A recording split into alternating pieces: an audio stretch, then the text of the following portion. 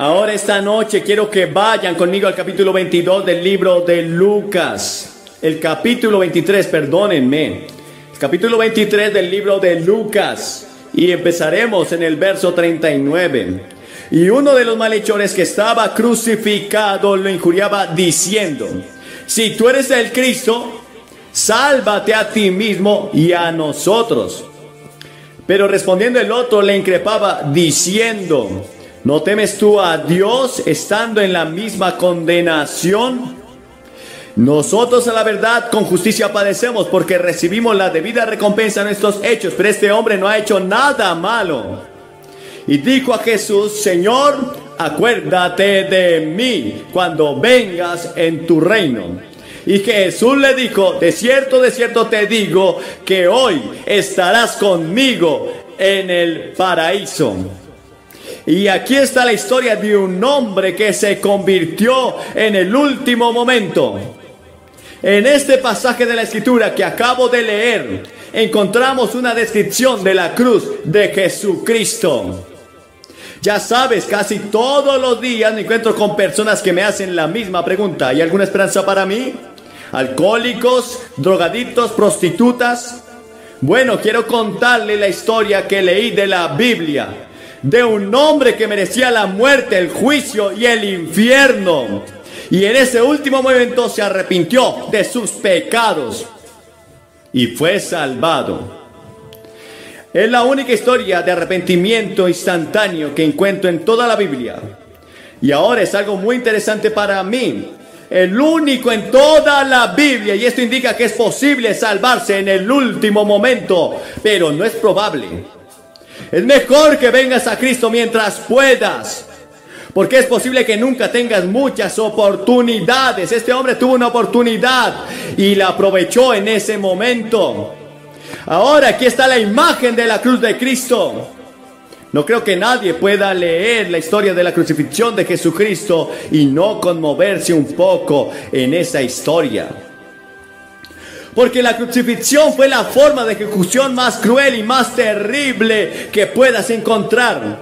Los romanos practicaban la pena capital y la mayor parte del mundo practicaba la pena capital. Los romanos lo practicaban y crucificaban a la gente. Y la crucifixión era la forma más brutal y terrible y agonizante conocida por el hombre. A veces una víctima colgaba en la cruz durante 5 o 6 días, bajo el sol abrasador, muriendo gradualmente en el sufrimiento más terrible y la agonía más terrible. Cuando Jesús era niño pequeño en Nazaret, seguramente los romanos crucificaron a más de 3,000 personas en un día. Y Jesús debe haber visto eso, porque se rebelaron y los romanos los crucificaron. Así la crucifixión era el método romano de ejecución. Era una cosa terrible. No el método judío, el método romano era el que utilizaban. Y fueron los romanos los que pusieron los clavos en las manos de Jesucristo. Y tenemos la imagen que sacan a Jesús del calabozo, de la cárcel. Ya ha sido condenado a muerte. No pudieron encontrar ningún cargo que se mantuviera. Se habían hecho falsos testigos y testificaron contra él. Y ahora encontramos a Jesús siendo arrastrado fuera de la cárcel. Y le quitaron la ropa. Un largo látigo de cuero con perdigones de acero en el extremo que se envuelve alrededor de tu cuerpo una y otra vez hasta que su espalda sangra. Luego, entre risas y burlas, le ponen una corona de espinas en la frente y le sangra la cabeza. Le tiran la barba hasta que le sangra la cara. Su rostro estaba tan estropeado que apenas podían reconocerlo. Y con él sacaron a 2 ladrones, 2 salteadores, 2 hombres que merecían la muerte. Estaban allí y sobre sus espaldas colgaban sus propias cruces y emprenden esa larga marcha hacia un cerro llamado el Calvario. Y en el camino Jesús, cansado, debilitado por la pérdida de sangre y los golpes, cae y tropieza. Finalmente, él se está acostado en el suelo y obligaron a un africano, a un hombre negro, a venir y recoger la cruz y llevarla por él. Y nunca olvides que fue un hombre negro. el que ayudó a Jesús, el que caminó con la cruz a llevar su propia cruz. Cristo pertenece al hombre negro, tanto como al hombre blanco o al rojo. Él pertenece a todo el mundo. Y Él dice al negro y al blanco, al rojo y al amarillo: te amo. Y cada paso que dio en el camino hacia la cruz y cada gota de sangre que cayó, Dios estaba diciendo: te amo, te amo, te amo. Y la Biblia dice que los ángeles miraban y con asombro, mucho asombro, no podían creerlo. Que el poderoso Dios del universo, quien con un chasquido de dedos podría destruir todo el planeta, les permitiera hacer eso a su Hijo. Ellos van a la cruz del Calvario y le ponen los clavos en sus manos y la estaca en sus pies y lo cuelgan entre el cielo y la tierra, y allí está colgado. Y los soldados hasta él se burlan, y una multitud se reúne y se están riendo, se burlan. Hasta salvó a otros, ¿por qué no te salvas a ti mismo? Y los dos ladrones que están siendo crucificados con él también se burlan. Ahora, por eso, damas y caballeros, ustedes no pueden ser salvos aparte de la cruz. La mayor crisis en la historia del mundo fue la crisis de la cruz. De hecho, todas las demás crisis no son nada comparadas con la crisis de la eterna Calvario y la cruz que estuvo Cristo en ese lugar. Verás, en un lado está la cruz, estaba Cristo, y en el otro lado estaba el diablo. Y la raza humana eligió tomar el partido por el diablo, que quiso la salvación por sus obras, por su bondad, por su orgullo, por su dinero. Quiso que fuera posible así su salvación. Si alguien ha de ser salvo alguna vez, debe pasar por el camino de la cruz. Dios ha elegido salvarnos, pero a través de la cruz.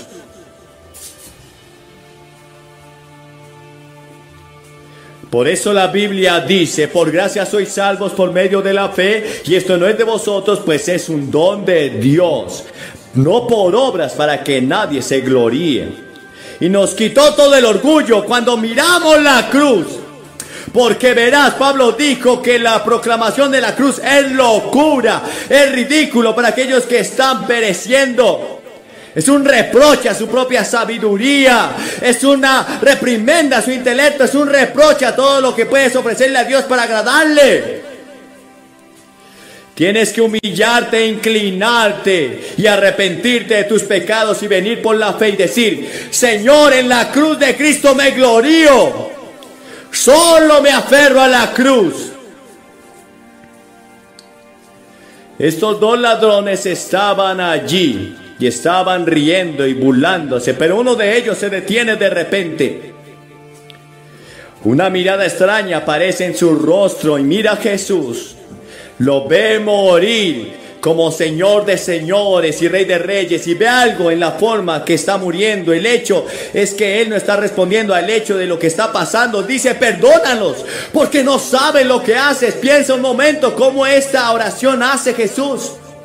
Y este ladrón escucha todo lo que está pasando sobre él, su vida anterior, y él vuelve a sus pensamientos y reprende al otro ladrón y le dice: no le temes a Dios. Este hombre no ha hecho nada, no merece morir, pero tú y yo lo merecemos. Merecemos ser ejecutados por nuestros crímenes. Y luego creyó en una vida futura, porque verás, se volvió hacia Jesús y le dijo: Señor, acuérdate de mí cuando vengas en tu reino. Acuérdate de mí cuando vengas en tu reino. Pero en alguna parte el ladrón se había equivocado de camino. Podría haber tenido una madre piadosa, podría haber tenido un padre que creyera en él, en la justicia, en la integridad, en Dios. Pero en algún lugar, tal vez cuando tenía 15, 17, 18 años, cuando comenzó a tomar sus propias decisiones, eligió la dirección equivocada y terminó donde terminan todos los que se apartan de Dios. Tu pecado te alcanzará. No puedes seguir pecando y salirte con la tuya. No puedes seguir haciendo lo malo y salirte con la tuya. Vendrá un día, en algún momento, en algún lugar. Si no se pone al día en esta vida, será cuando sea atrapado en el juicio. No escaparás. Ahora había alcanzado a este hombre la justicia. Todos sus pecados se habían acumulado durante todo este tiempo y él mismo admite que merece ser ejecutado. Ahora, en ese momento se arrepiente de su pecado, porque el Espíritu de Dios estaba allí convenciéndolo. Se vuelve hacia Jesús y le dice: Señor, acuérdate de mí.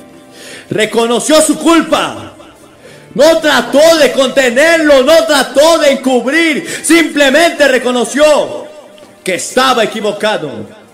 Miren su fe. Si hubiera tenido este tipo de fe en la tumba de Lázaro, donde vio a Jesús resucitar a alguien de entre los muertos, o cuando Jesús caminó sobre las aguas, o tal vez en la resurrección se paró frente a la tumba, si hubiera dicho: Señor, cuando vengas en tu reino. Pero al ver a Jesús en la cruz muriendo y cubierto de sangre, su cabello ensangrentado, lo vio, se miró allí en esa condición y tuvo la fe en la cruz y en el centro de su vida, en un reino, y que podía recordarse de él, y tomó uno de los más grandes actos de fe en toda la Biblia. Creyó en ese momento. En ese momento terrible, él creyó en Jesucristo, que se dirigía hacia un reino y quería estar en ese reino, quería ser salvo, quería que sus pecados fueran perdonados. Mira su oración. Fue una breve, una sola frase humilde. No pidió mucho. Lo único que dijo fue: recuérdame. Él no dijo: Señor, quiero un lugar grande en el reino. Señor, ¿qué tal si me llevas contigo? Él dijo solamente: recuérdame. Recuérdame que estoy aquí, creo en ti. Recuérdame, Señor. Y fíjate en lo serio que era. Señor, acuérdate de mí. Mis palabras significan mucho. Señor, acuérdate de mí cuando vengas en tu reino. ¿Conoces a Jesucristo personalmente? ¿Te has arrepentido? ¿Alguna vez has dicho: Señor, acuérdate de mí? Señor, perdóname. Señor, soy tan pecador. ¿Sabes que Clifford dijo que conocía a Howard Hughes y sabía lo suficiente sobre él como para escribir un libro? Y una de las editoriales más grandes de Estados Unidos le pidió en realidad que si lo conocía. Y algunos de ustedes saben acerca de Jesús. Hay muchos de ustedes que conocen la Biblia, de hecho, al derecho al revés. Hay muchos de ustedes que tienen mucha religión, pero realmente lo conocen. ¿Conoces personalmente a Cristo? Si no lo hace, puede conocerlo esta noche y puede decirle como el ladrón en la cruz: Señor, acuérdate de mí. ¿Y cuál fue la respuesta de Cristo? ¿Qué respuesta le dio? La Biblia dice que había estado en silencio por mucho tiempo. Pero ahora escuchó al ladrón y gritó. Él dijo: hoy estarás conmigo en el paraíso. Ahora el paraíso se usa solo unas pocas veces en la Biblia. Leemos sobre el paraíso, donde estaba Adán y Eva. Leemos sobre el paraíso al final de la Biblia, en Apocalipsis 22. Pero aquí está de nuevo. Hoy estarás conmigo en el paraíso. Ahora piensa en el día que fue para ese ladrón a las 9 de la mañana. Lo estaban ejecutando. Estaba siendo asesinado por robo. Y a las 12 era un hijo de Dios. A las 6 ya estaba en el cielo. ¡Qué día! En un solo día cambió el mundo, cambió su universo, pero ciertamente el día cambió para ese hombre. Hoy estarás conmigo en el paraíso. Note lo que Jesús dijo: hoy estarás conmigo. ¡Qué gran palabra! No dice mañana, dice hoy estarás conmigo. Dios dice hoy, si oyeras hoy mi voz, ahora es el tiempo aceptable, es el momento, este día, este minuto. Podrás hacer tu compromiso y tu decisión hoy y tus pecados serán perdonados. Porque verás, en ese momento, mientras Cristo moría, algo más estaba sucediendo. Lo más grande que estaba sucediendo en la historia del mundo. Y Jesucristo, siendo identificado con los pecadores y contado con los transgresores y siendo hecho pecado, se convirtió en el hombre más malvado en un sentido que jamás haya vivido. Porque verás, Él tomó tus pecados. Él tomó tus pecados. Todos los pecados en uno. No dice que Dios simplemente puso sobre Él. Dice que se hizo pecado. Y el sufrimiento de Jesucristo no fue físico solamente. Él sufrió físicamente, terrible. Pero la muerte más terrible para Él fue su verdadero sufrimiento espiritual. ¿Puedes imaginar el santo, justo Hijo de Dios que nunca había tenido un mal pensamiento? Que nunca había cometido un pecado, de repente convirtiéndose en el hombre más pecador en sí mismo, volviéndose culpable de asesinato, volviéndose culpable de inmoralidad, volviéndose culpable de todo, volviéndose culpable de todos tus pecados. Él se hizo pecado por nosotros. ¿Sabe lo que significa convertirse en pecado? Con razón Dios dice que solo es por la cruz. Los ángeles querían venir a rescatarlo. Él dijo, no, me voy a quedar aquí porque los amo. Y Él se quedó allí por el gozo puesto delante de Él. ¿Cómo podría haber gozo? Pues Él miraba hacia adelante por fe y vio lo que tú estabas haciendo en este estadio en Birmingham. Él te venía a venir a sí mismo. Él podría cambiar tu vida y perdonar tus pecados. Ese fue el gozo que puso delante de Él. El gozo que todo su pueblo viniera y se reuniera en un pueblo con un solo nombre y estaría en el paraíso con Él para siempre.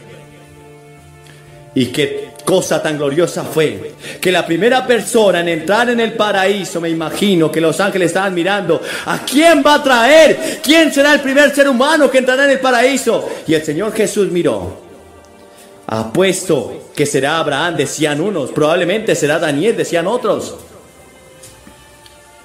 Me pregunto si será Elías, me pregunto si será Moisés. ¿Sabes quién fue? Fue el ladrón en la cruz. Hoy estarás conmigo en el paraíso. Y ese fue el que entró al paraíso primero, con el Rey de Reyes y Señor de Señores. ¡Qué bienvenida le dieron! Mientras bajaban por las calles de oro en esa gran ciudad, y todo el universo inclinándose ante Cristo, y Jesús entrando con un ladrón de su mano. La música que sonó, el planeta y las estrellas regocijándose por Cristo Jesús que entró en el paraíso, y a su lado estaba el ladrón que merecía el infierno.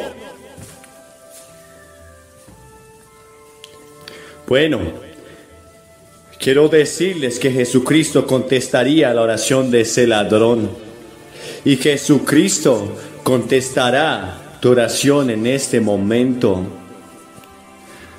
No tienes que hacer una oración larga. No tienes que ir a casa y reorganizar todo y mejorar y tratar de reorganizar tu negocio, tus estudios, tu vida matrimonial. Vienes tal como eres. Usted no espera y se va a casa y se pone mejor ropa para estar más presentable. Ven tal como eres. Ese ladrón en la cruz estaba colgado, desnudo, sangrando y mereciendo la muerte. Y sabes que es algo interesante, porque verás, él no tuvo tiempo de unirse a una iglesia. Él no tuvo tiempo de correr a bautizarse. No sabemos si fue regocijado. Él estaba así. No fue bautizado. Verás, fue salvado por gracia. Y esa palabra gracia es una palabra maravillosa en la Biblia. Significa favor inmerecido, algo que no merezco. Algo que Dios simplemente te da y me lo da, y no lo puedo comprar, no puedo trabajar por eso, Él lo da. Él te ofrece esto esta noche. Dios le está diciendo a todos ustedes: los amo y los perdonaré. No les costará nada, no tienen que trabajar por ello. Es tuyo, es gratis, pero debes dejar tu orgullo y debes dejar atrás tus pecados. Y lo que impide que la mayoría de las personas vengan a Jesucristo es una sola cosa: el orgullo.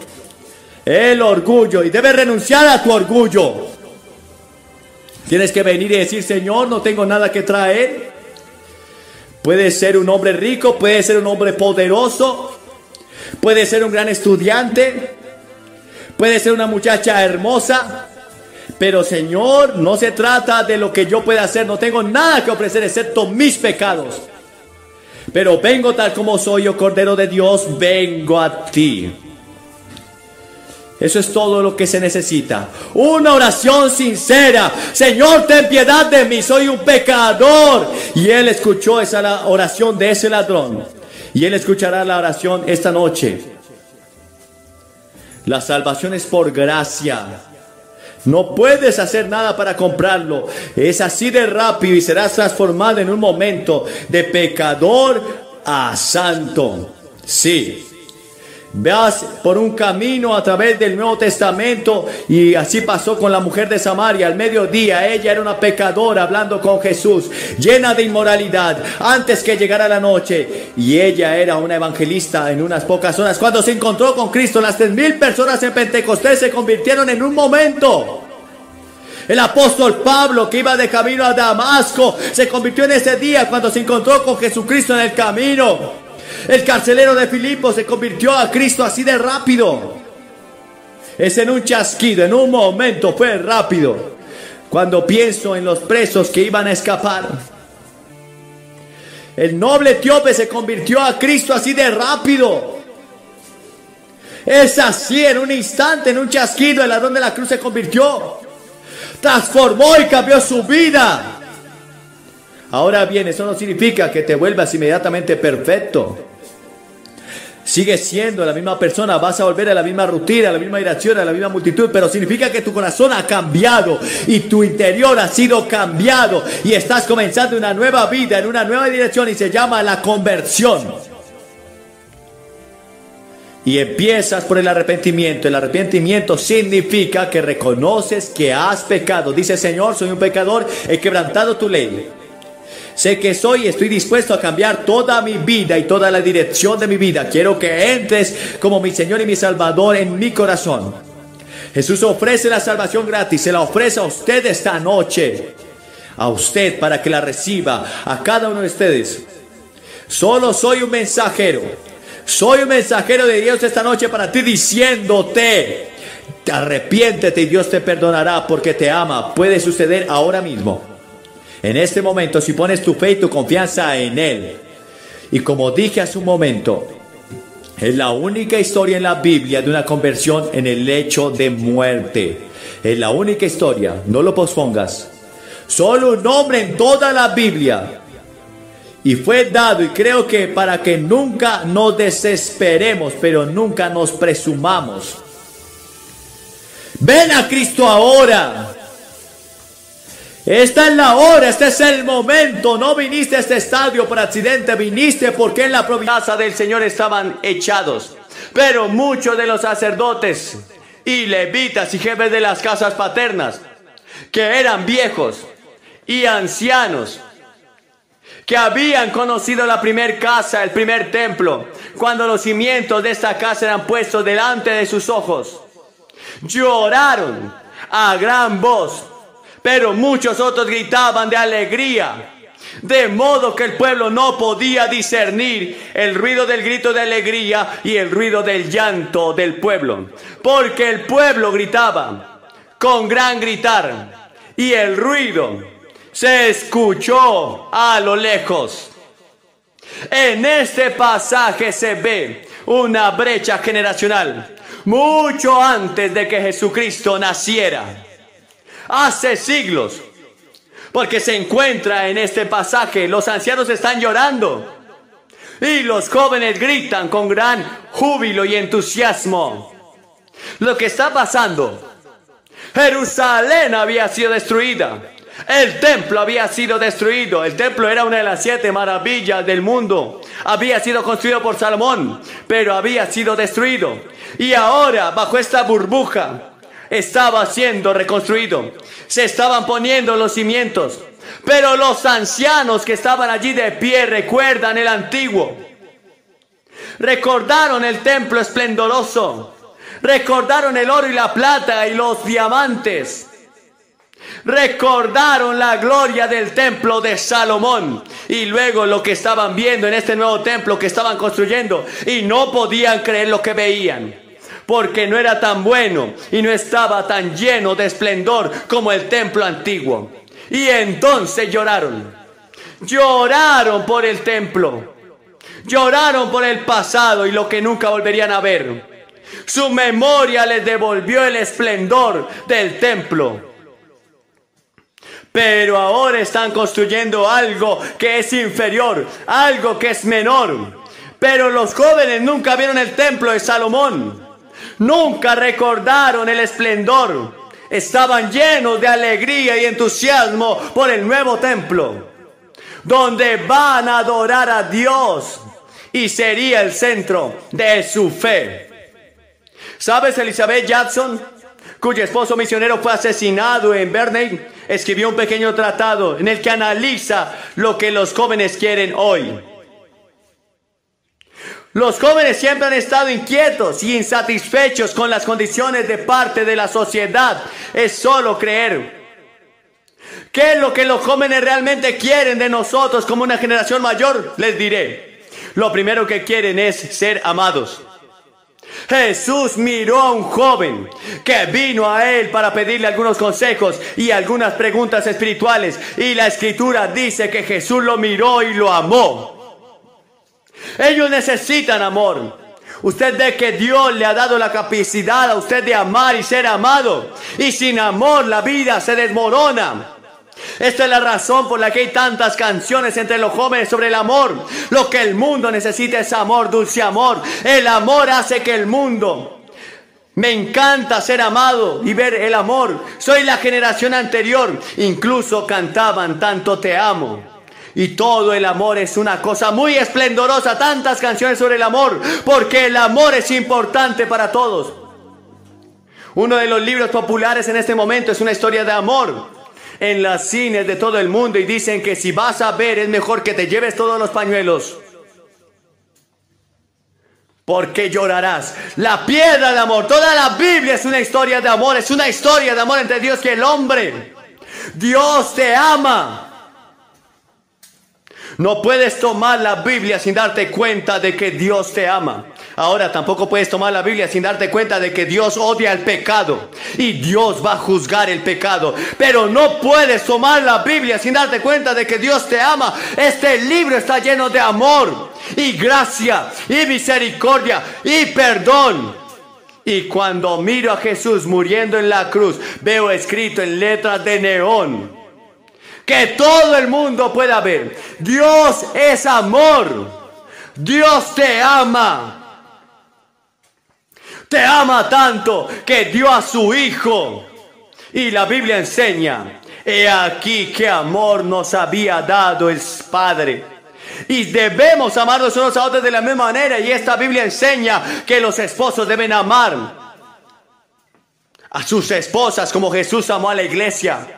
Y las esposas deben amar a sus esposos. Y los hijos deben amar a sus padres. Y los padres deben amar a sus hijos. Y si somos cristianos, ciertamente debemos amarnos entre sí. En segundo lugar, los jóvenes quieren ser reconocidos como personas. ¿Recuerdas cuando el apóstol Pablo escribió al joven Timoteo y le dijo que nadie te desprecie porque eres joven? Eres un individuo que quiere ser reconocido como individuo.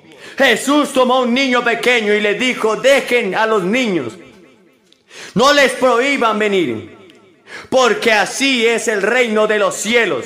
Los discípulos eran jóvenes, pero Jesús no los escogió por su reputación o su educación. Él los escogió a ellos por su individualidad y sus cualidades individuales.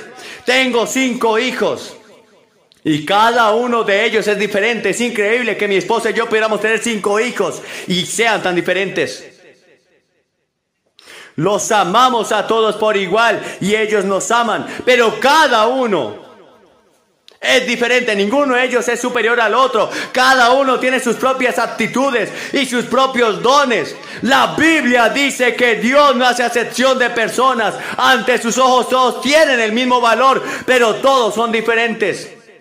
Y sabes que muchas veces los padres cometen el error de tratar de que sus hijos sean como ellos, para pensar y vestirse y ser como ellos.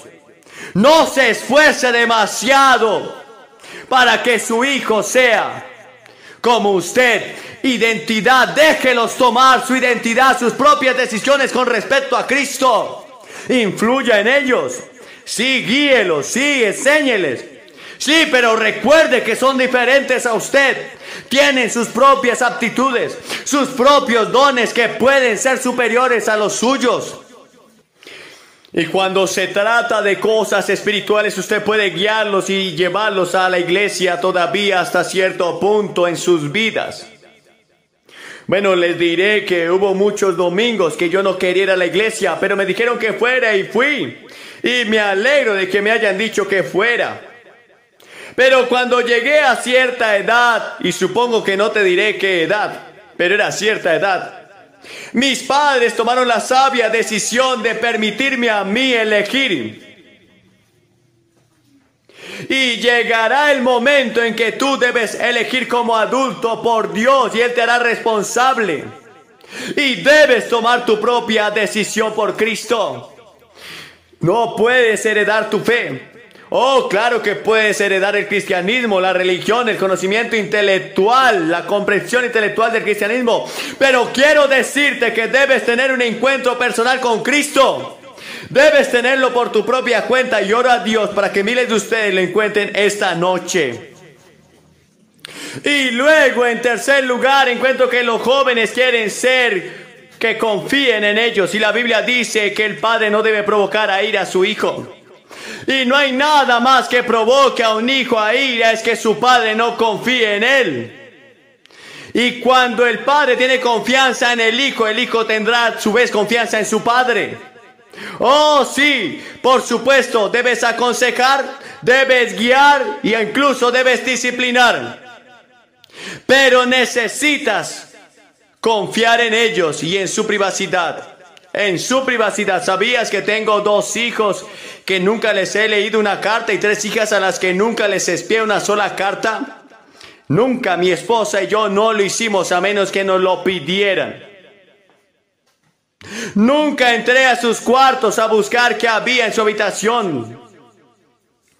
Necesitan confianza, privacidad. Y luego, en cuarto lugar, los jóvenes quieren ser aceptados. ¿Ves? Jesús entendió a los jóvenes, los amaba y los aceptaba. Les dijo: el que a mí viene yo no le echo fuera. ¿Sabes que el milagro del evangelio no es que tú aceptes a Cristo? El milagro es que Él te acepta con tus pecados. Y cuando miras tu corazón y ves las cosas que hay, te deslizas a la inmoralidad, te deslizas a la codicia, a la lujuria. Es increíble que Jesús te ame con todo eso. Barry Longview describió: ¿quién me puede amar tan suficiente para morir por mí? ¿Sabes? Leí el otro día en el periódico de un padre en el oeste que tuvo un problema con su hijo porque su hijo le creció el cabello y no se lo quería cortar. Y el padre fue al dormitorio, tomó una escopeta y le disparó al hijo en el cabello, justo en el pelo largo. Este es el problema y la mitad de ustedes tienen el pelo largo. Puedes hablar con tu papá y con tu mamá y les pides ideas y ponen sus ideas en común y vienen a una pequeña reunión familiar y tal vez tengan un pequeño compromiso si están de acuerdo en que el pelo sea largo. Y entonces déjenlo limpio. Y me gustaría decirles a los jóvenes que se bañen de vez en cuando, por favor. Complace a la generación anterior con un grato olor.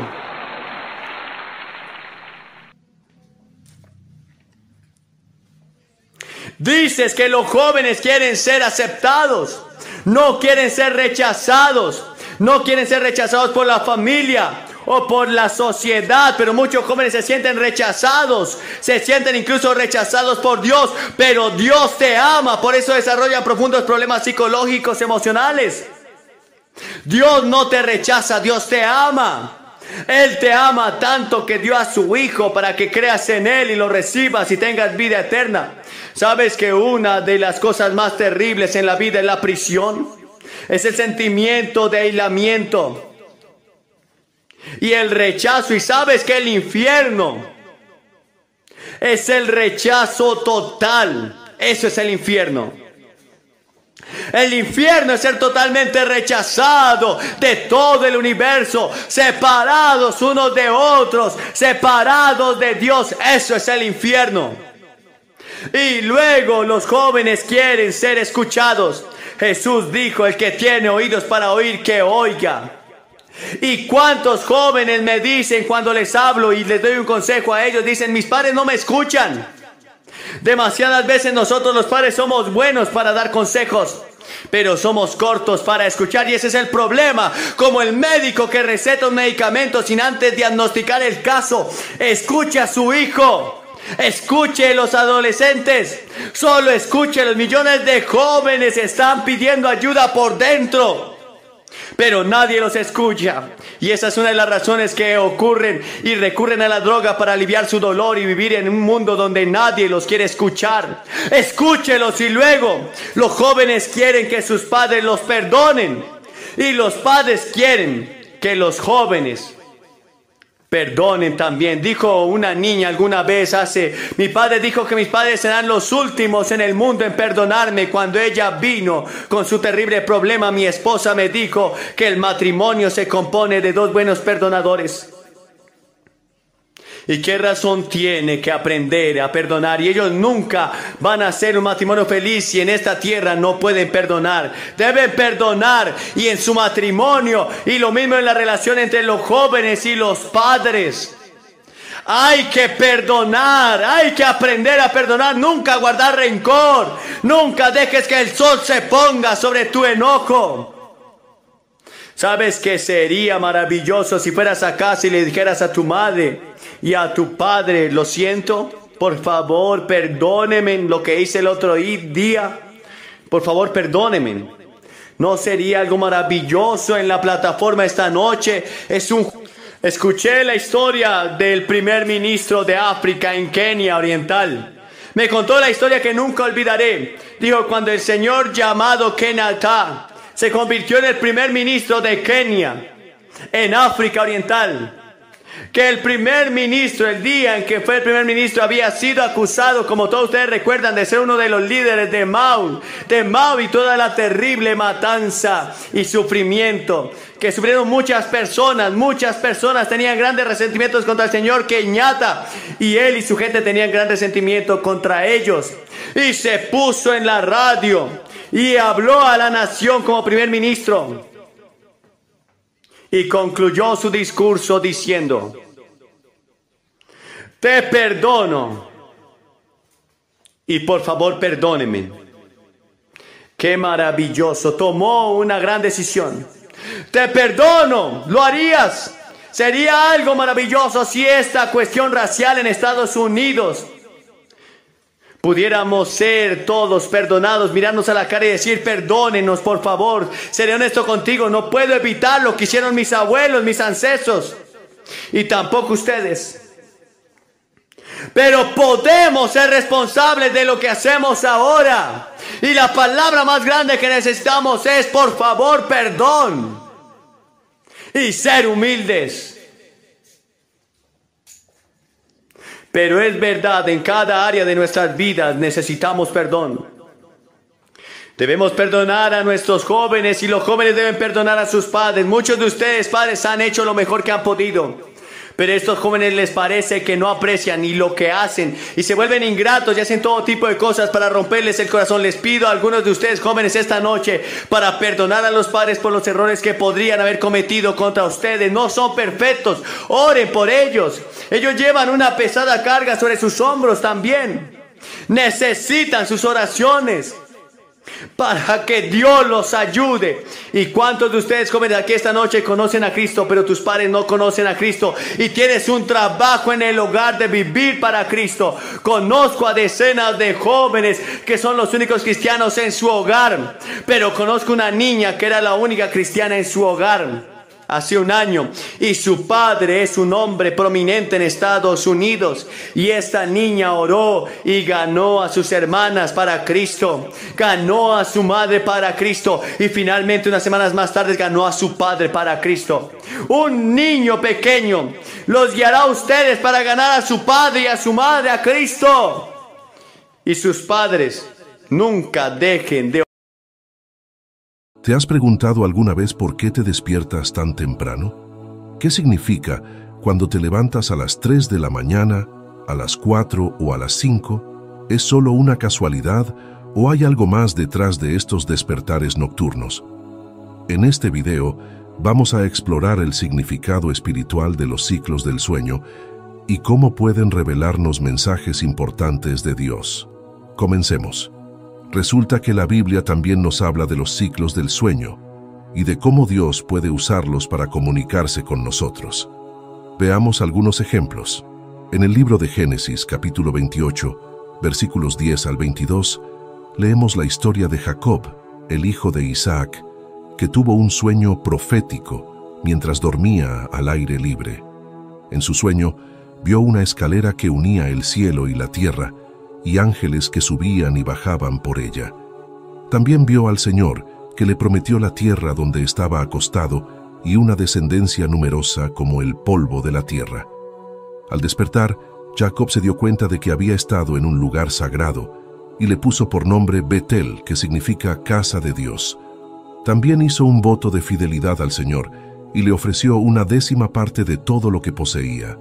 La historia de Jacob y su sueño profético en Génesis 28, 10, 22, es fundamental en el cristianismo por varias razones.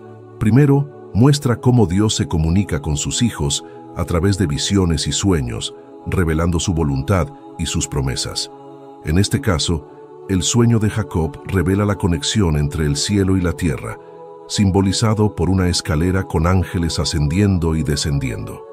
Esto sugiere la comunicación entre Dios y la humanidad, así como la promesa de bendiciones y protección divinas. La historia de Jacob también enseña sobre la importancia de reconocer la presencia de Dios en lugares aparentemente comunes. A pesar de que Jacob dormía al aire libre, se da cuenta de que estaba en un lugar sagrado cuando despierta. Esto nos recuerda que Dios está presente en todas partes y que debemos estar abiertos a su presencia y dirección en nuestra vida diaria. El acto de Jacob de nombrar el lugar Betel, que significa casa de Dios, es significativo. Esto muestra su reconocimiento de la presencia divina en ese lugar específico y su disposición a honrar a Dios en ese espacio. También hace un voto de fidelidad al Señor y ofrece una 10ª parte de todo lo que poseía, lo que refleja su compromiso con Dios y su disposición a obedecer y seguir sus enseñanzas. En relación con despertarse en las madrugadas, según la llamada de Dios, la historia de Jacob nos enseña a estar atentos a las señales y la comunicación divina, incluso durante nuestras horas de sueño. Así como Jacob tuvo un encuentro significativo con Dios mientras dormía, nosotros también podemos experimentar momentos de revelación y conexión espiritual durante la noche. Es posible que Dios nos llame a la oración, la meditación o la reflexión en las madrugadas, y debemos estar abiertos y receptivos a su voz. La historia de Jacob y su sueño profético nos enseña sobre la comunicación divina, la presencia de Dios en todas partes, la importancia de la obediencia y el compromiso con Dios, y estar atentos a la llamada de Dios incluso durante nuestras horas de sueño. Nos recuerda que Dios puede revelarse en cualquier momento y lugar, y que debemos estar abiertos y receptivos a su dirección en nuestras vidas. Por otra parte, en el libro de Éxodo, capítulo 3, versículos 1 al 15, encontramos la historia de Moisés, el libertador de Israel, que tuvo una visión sobrenatural mientras cuidaba las ovejas de su suegro en el desierto. Vio una zarza que ardía en el fuego, pero que no se consumía. Al acercarse a ver este prodigio, oyó la voz de Dios, que le llamó por su nombre y le dijo que se quitara las sandalias, porque estaba pisando tierra santa. Dios le reveló su nombre, Yo Soy, y le encomendó la misión de liberar a su pueblo de la esclavitud de Egipto. La historia de Moisés y la zarza ardiente en Éxodo 3:1-15 es un relato emblemático en el cristianismo que ofrece valiosas lecciones sobre la relación entre Dios y la humanidad, así como sobre el llamado divino y la misión de los creyentes.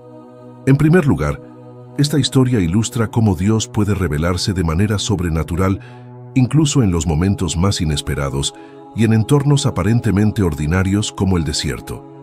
La zarza ardiente que Moisés ve, pero que no se consume, es un signo del poder divino y la presencia santificadora de Dios en medio de la vida cotidiana.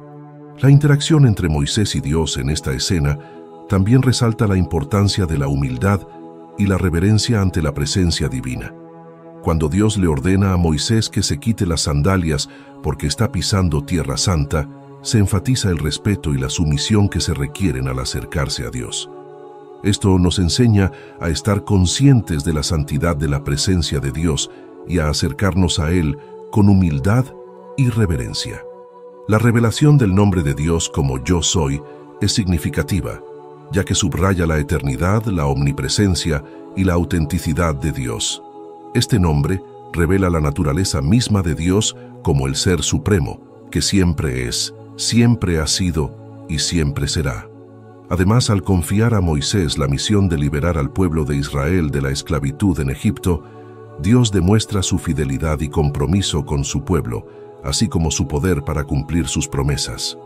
Así como Moisés tuvo una experiencia sobrenatural en el desierto mientras cuidaba las ovejas, nosotros también podemos ser llamados por Dios en cualquier momento y lugar, incluso cuando estamos durmiendo.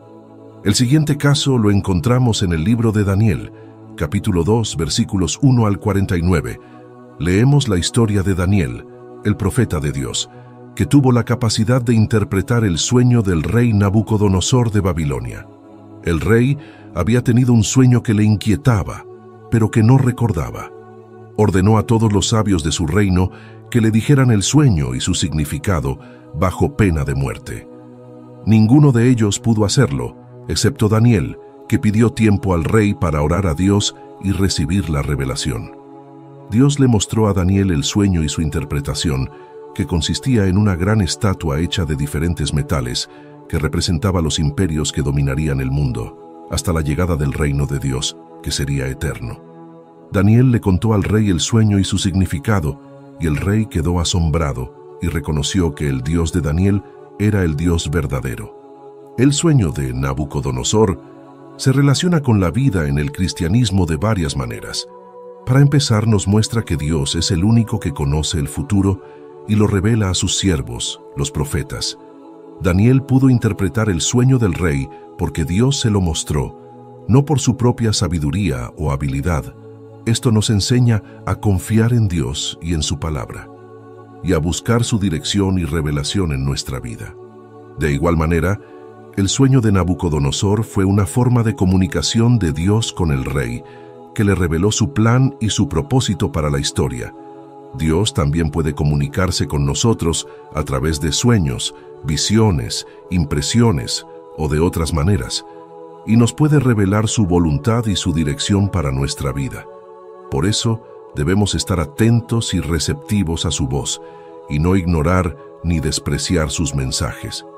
Estas historias nos muestran que Dios puede usar los sueños y las visiones para hablarnos, para mostrarnos su voluntad, para advertirnos de peligros, para consolarnos, para animarnos, para profetizarnos y para muchas otras cosas. Debes saber que los despertares nocturnos son un fenómeno muy común que afecta a millones de personas en todo el mundo. Según algunos estudios, el 42% de los adultos se despiertan al menos una vez durante la noche, y el 29% lo hacen varias veces. Hay muchas causas posibles para estos despertares, como el estrés, el ruido, la temperatura, el dolor, el reflujo, la apnea del sueño, etc. Sin embargo, Hay otra explicación que va más allá de lo físico y lo psicológico y que tiene que ver con la espiritualidad. Pero, ¿qué significa exactamente despertarse a una hora determinada de la noche? ¿Hay algún mensaje oculto que debemos descifrar? Según algunas creencias, cada hora de la noche tiene un significado específico que se relaciona con nuestro estado emocional, mental y espiritual. Aquí viene la parte más importante del video, así que presta mucha atención. Te voy a explicar lo que significa despertarse en cada hora de la noche, desde las 9 de la noche hasta las 5 de la mañana, y cómo puedes aprovechar ese momento para mejorar tu vida. Vamos a verlo. Si te despiertas entre las 9 y las 10 de la noche, significa que estás preocupado por algo o que tienes algún problema sin resolver. Es posible que te sientas culpable, ansioso o frustrado por alguna situación que te afecta. Lo que debes hacer es relajarte, respirar profundamente y soltar lo que te molesta. Recuerda que Dios está contigo y que te ama. Puedes rezar esta cita bíblica: echa sobre el Señor tu carga, y Él te sustentará. No dejará para siempre caído al justo. Salmo 55:22. Si te despiertas entre las 10 y las 11 de la noche, significa que estás pasando por un proceso de sanación interior. Es posible que hayas sufrido alguna pérdida, trauma o herida emocional que te ha marcado. Lo que debes hacer es perdonarte a ti mismo y a los demás, y aceptar lo que ha pasado. Recuerda que Dios te sana y te restaura. Puedes rezar esta cita bíblica. Salmo 147:3. Él sana a los quebrantados de corazón y venda sus heridas. Si te despiertas entre las 11 y las 12 de la noche, significa que estás buscando tu propósito en la vida.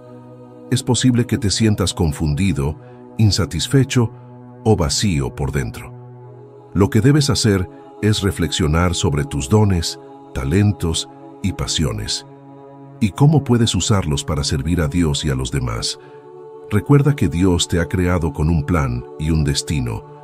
Puedes rezar esta cita bíblica, Jeremías 29:11, porque yo sé los planes que tengo para vosotros, dice el Señor, planes de bienestar y no de mal, para daros un futuro y una esperanza. Si te despiertas entre las 12 y la 1 de la madrugada, significa que estás experimentando un despertar espiritual. Es posible que sientas una conexión más profunda con Dios, con tu ser superior y con el universo. Lo que debes hacer es aprovechar este momento para orar, meditar y escuchar la voz de Dios. Recuerda que Dios te habla y te guía. Puedes rezar esta cita bíblica, Jeremías 33:3. Clama a mí, y yo te responderé, y te enseñaré cosas grandes y ocultas que tú no conoces. Si te despiertas entre la 1 y las 2 de la madrugada, significa que estás enfrentando un conflicto interno. Es posible que tengas algún miedo, duda, culpa o rencor que te impide avanzar. Lo que debes hacer es confrontar tus emociones y liberarte de lo que te hace daño. Recuerda que Dios te perdona y te libera. Puedes rezar esta cita bíblica, Mateo 11:28. Venid a mí todos los que estáis cansados y cargados, y yo os haré descansar.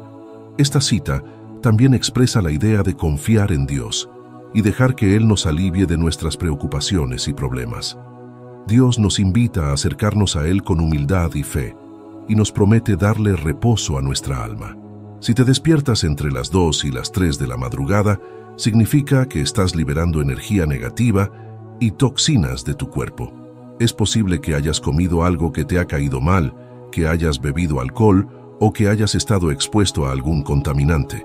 Lo que debes hacer es beber agua, respirar profundamente y relajar tu mente. Recuerda que Dios te purifica y te renueva. Puedes rezar esta cita bíblica, Salmo 51:7. Lávame y seré más blanco que la nieve. Esta cita bíblica, que se encuentra en el Salmo 51:7, es una expresión poética que transmite un profundo anhelo de purificación y perdón.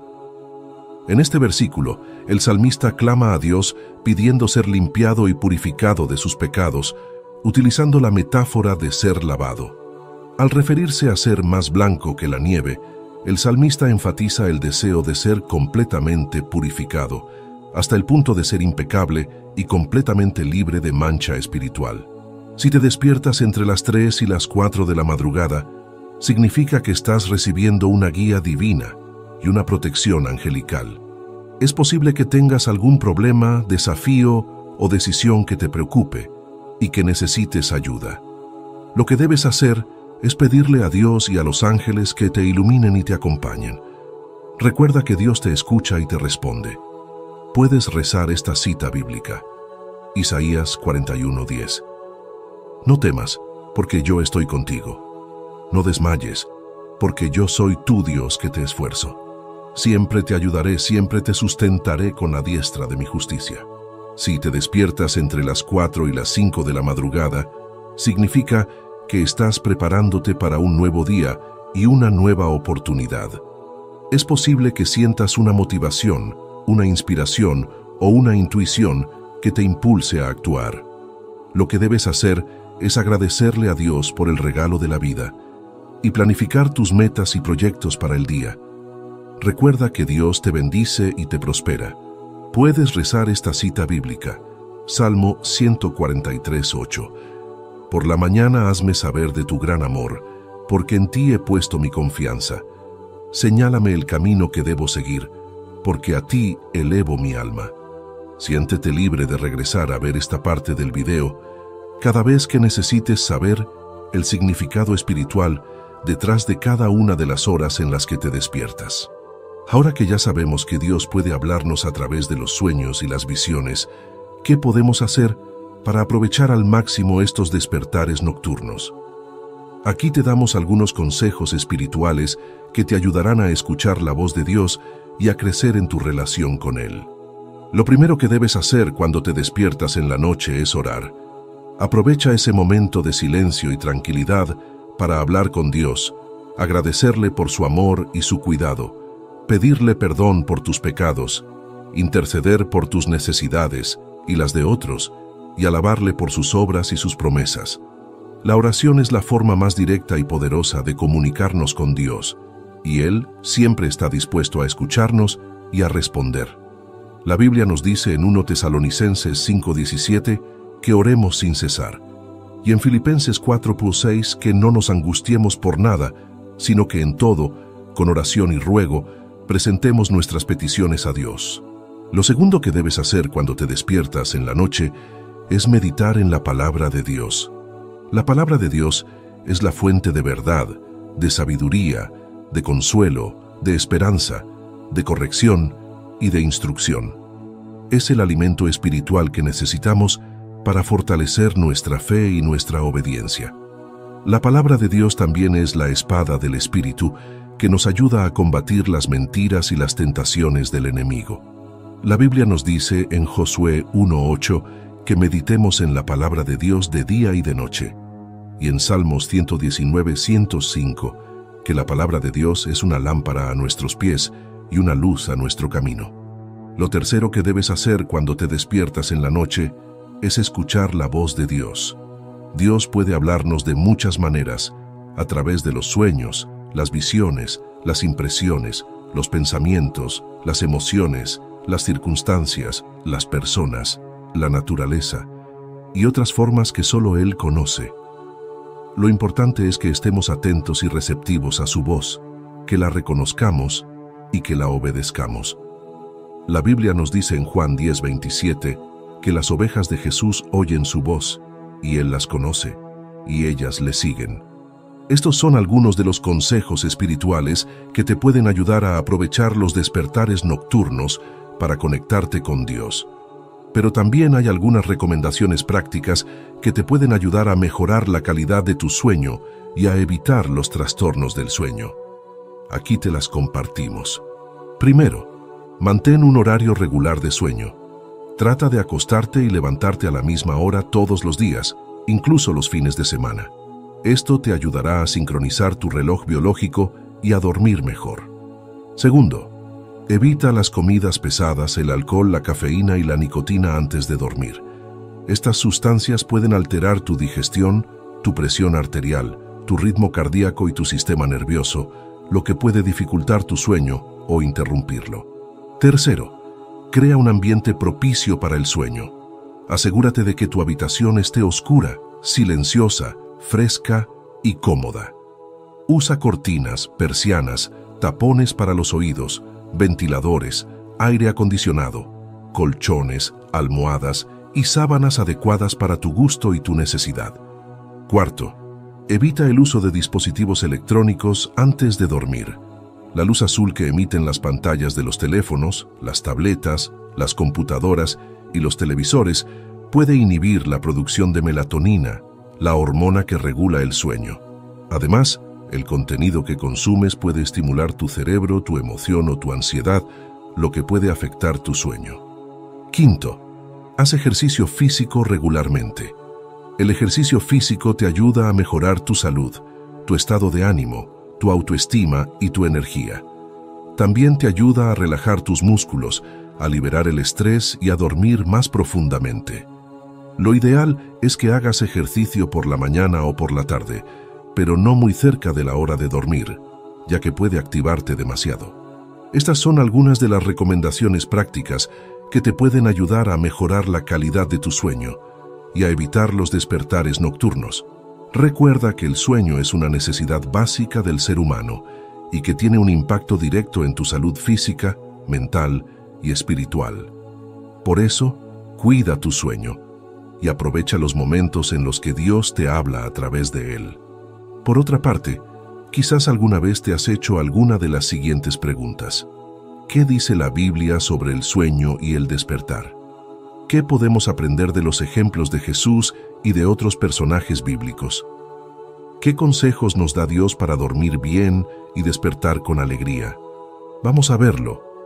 En primer lugar, debemos recordar que el sueño es un regalo de Dios, una bendición que nos permite descansar, renovarnos y prepararnos para un nuevo día.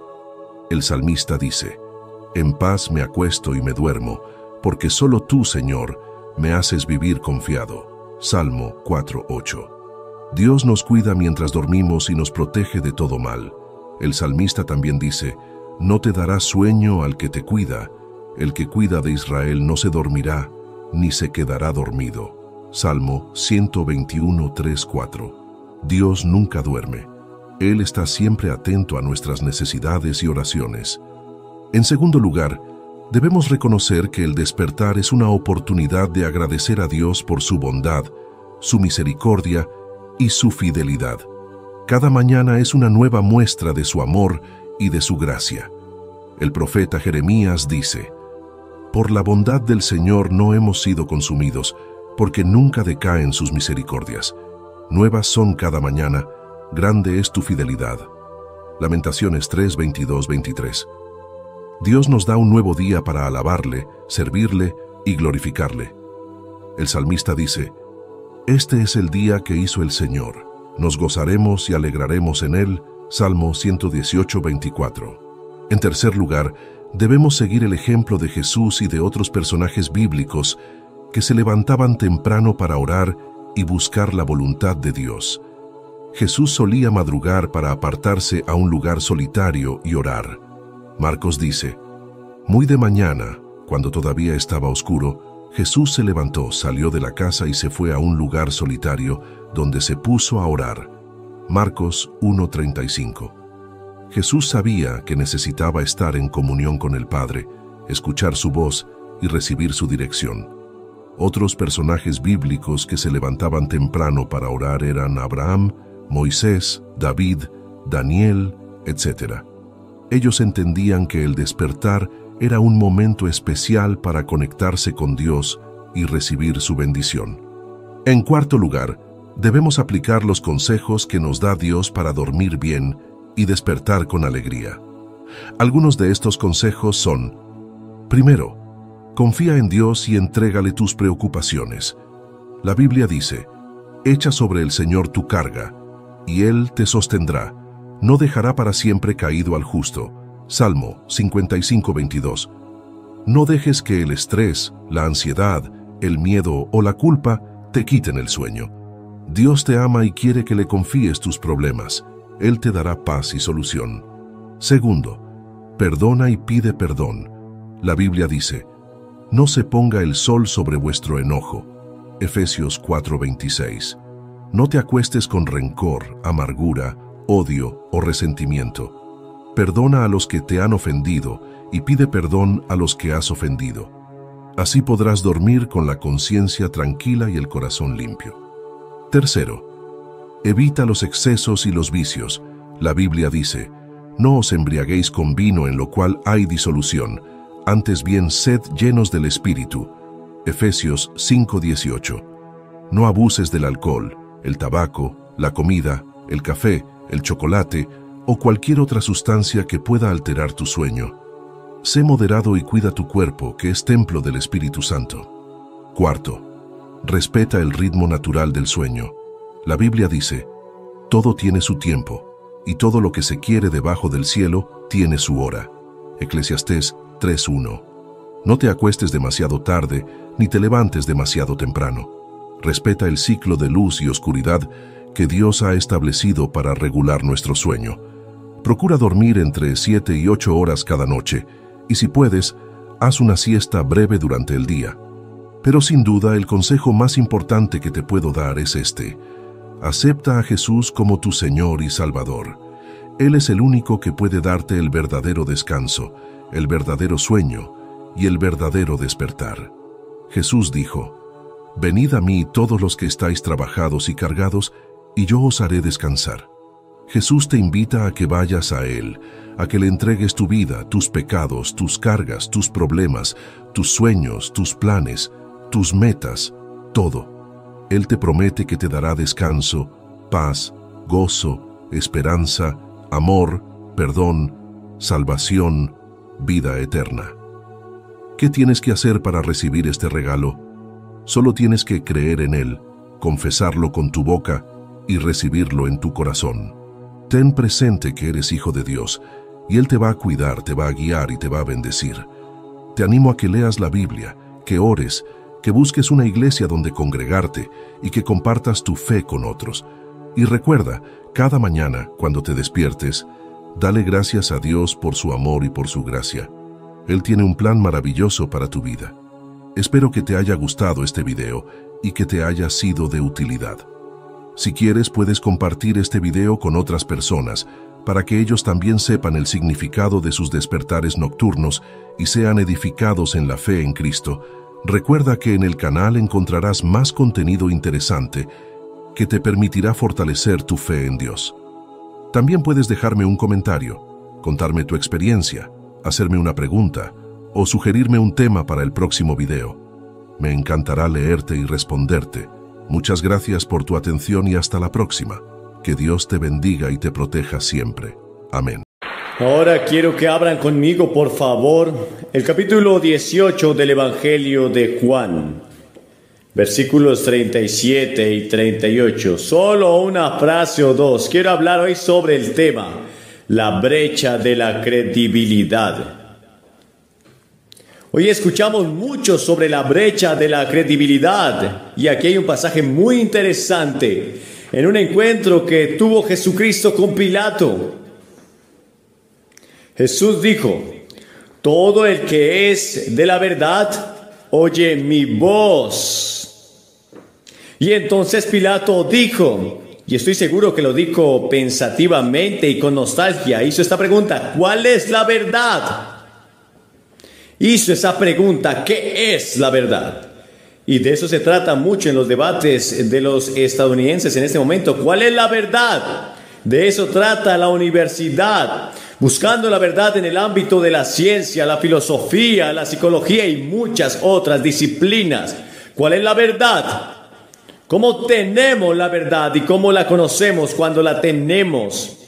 El debate que se está librando en este país sobre la guerra, o el debate que hemos tenido repetidamente sobre Miley, o el debate que se vive en el país sobre la vigilancia. ¿Qué tan lejos vas? Todo es hablar de la verdad y genera una especie de brecha de credibilidad. Y Pilato debe haber enfrentado lo mismo hace 2000 años. Tenía una brecha de credibilidad. Le preguntó a Jesús. Él dijo: ¿qué es la verdad?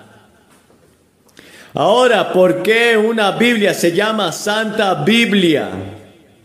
Cuando hay tanta lujuria, odio, codicia, guerra y sexo en la Biblia, ¿por qué la llamamos Santa Biblia? No puedes elegir ningún libro que tenga más odio, más matanzas, más guerras, más mezquindad, más maldad, más engaños que la Biblia. Pero se llama la Santa Biblia. ¿Sabes por qué se llama Santa? Porque la Biblia dice la verdad. La Biblia dice la verdad acerca de Dios. La Biblia dice la verdad acerca del hombre. La Biblia dice la verdad sobre el diablo. La Biblia dice la verdad acerca de sus personajes.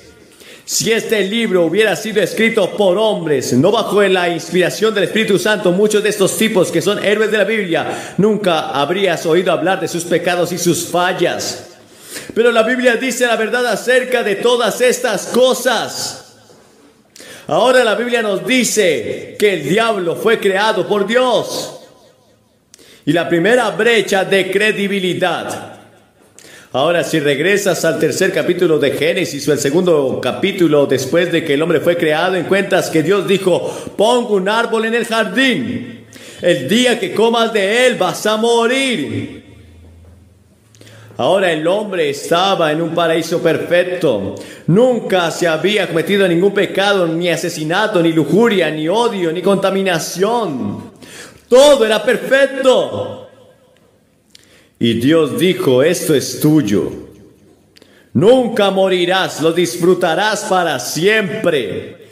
Pero no tomes de ese único árbol. ¿Por qué? Dios estaba probando al hombre. Porque Dios le dio al hombre la libertad de elegir. Él podía elegir para obedecer a Dios o podía elegir rebelarse contra Dios y seguir su propio camino. Dios hizo al hombre a su propia imagen y le dio libertad de elección. La Biblia dice que el diablo vino a Adán y Eva y los tentó. Y aquí está lo que el diablo dijo.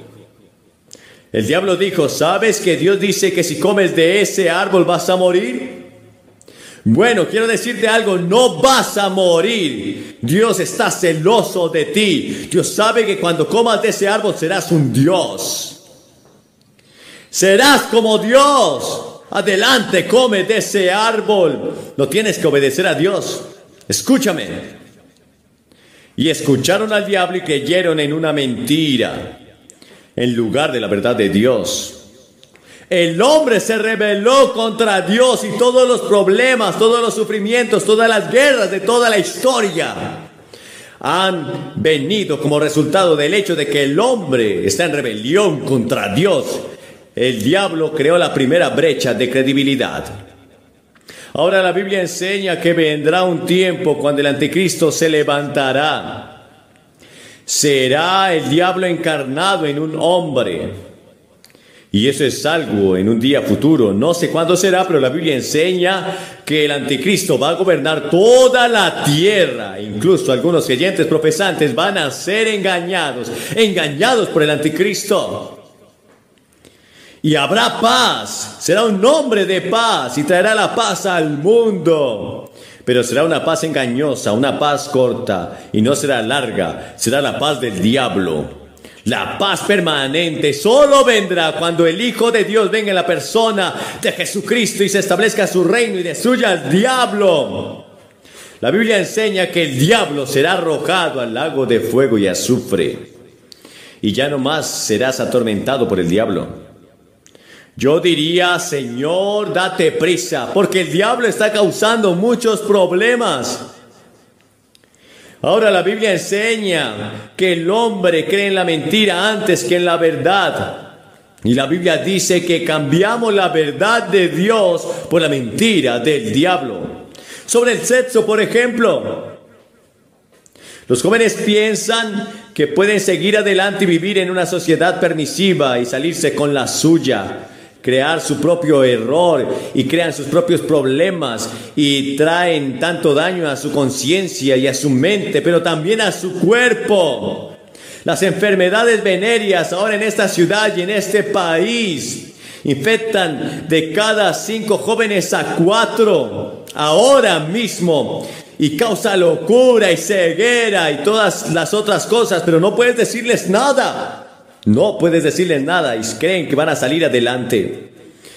Pero sí sé que los jóvenes escuchan por todos lados que pueden tener felicidad a través de las relaciones sexuales fuera del matrimonio. Quiero decirles que la Biblia dice que la paga del pecado es la muerte y nunca puedes cometer un pecado sexual y salirte con la tuya. Dios se encargará de ello y te atraparán y tendrás que pagar por ello. O las drogas.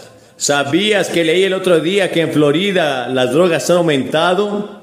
El uso de las drogas duras en Florida han aumentado en 15 años un 6000%. Hasta ahora millones de jóvenes y viejos están involucrados en las drogas. Millones de jóvenes y pronto podríamos convertirnos en una nación drogada. Y supongamos que un enemigo viniera a una nación drogada y le diría ríndase, o de lo contrario no tendrán fuerzas para mover un dedo porque están drogados. O el alcohol. Ahora bien, el alcoholismo es una enfermedad, eso lo sabemos, pero no comienza como una enfermedad, comienza por un acto deliberado. Y algunos pueden tomarlo y dejarlo y lo logran, pero nunca se sabe quién. Y no hay prueba disponible, entonces te estás arriesgando. Entonces los jóvenes prueban las drogas, prueban el alcohol, prueban el sexo, intentan todo lo demás para encontrar paz, alegría y felicidad y propósito y significado en sus vidas y no lo hacen. ¿Por qué no? ¿Ves? Porque cambian la mentira de Dios por la mentira del diablo. Y Él dice, seréis como dioses. Este es el camino al placer, a la felicidad, pasar un buen rato. La Biblia dice que hay mucha diversión en ello, pero por poco tiempo. Hay placer en el pecado, dice la Biblia, pero por un corto tiempo. Claro, puedes salir, tomar una inyección de heroína y drogarte. Claro, puedes salir y pasar un buen rato.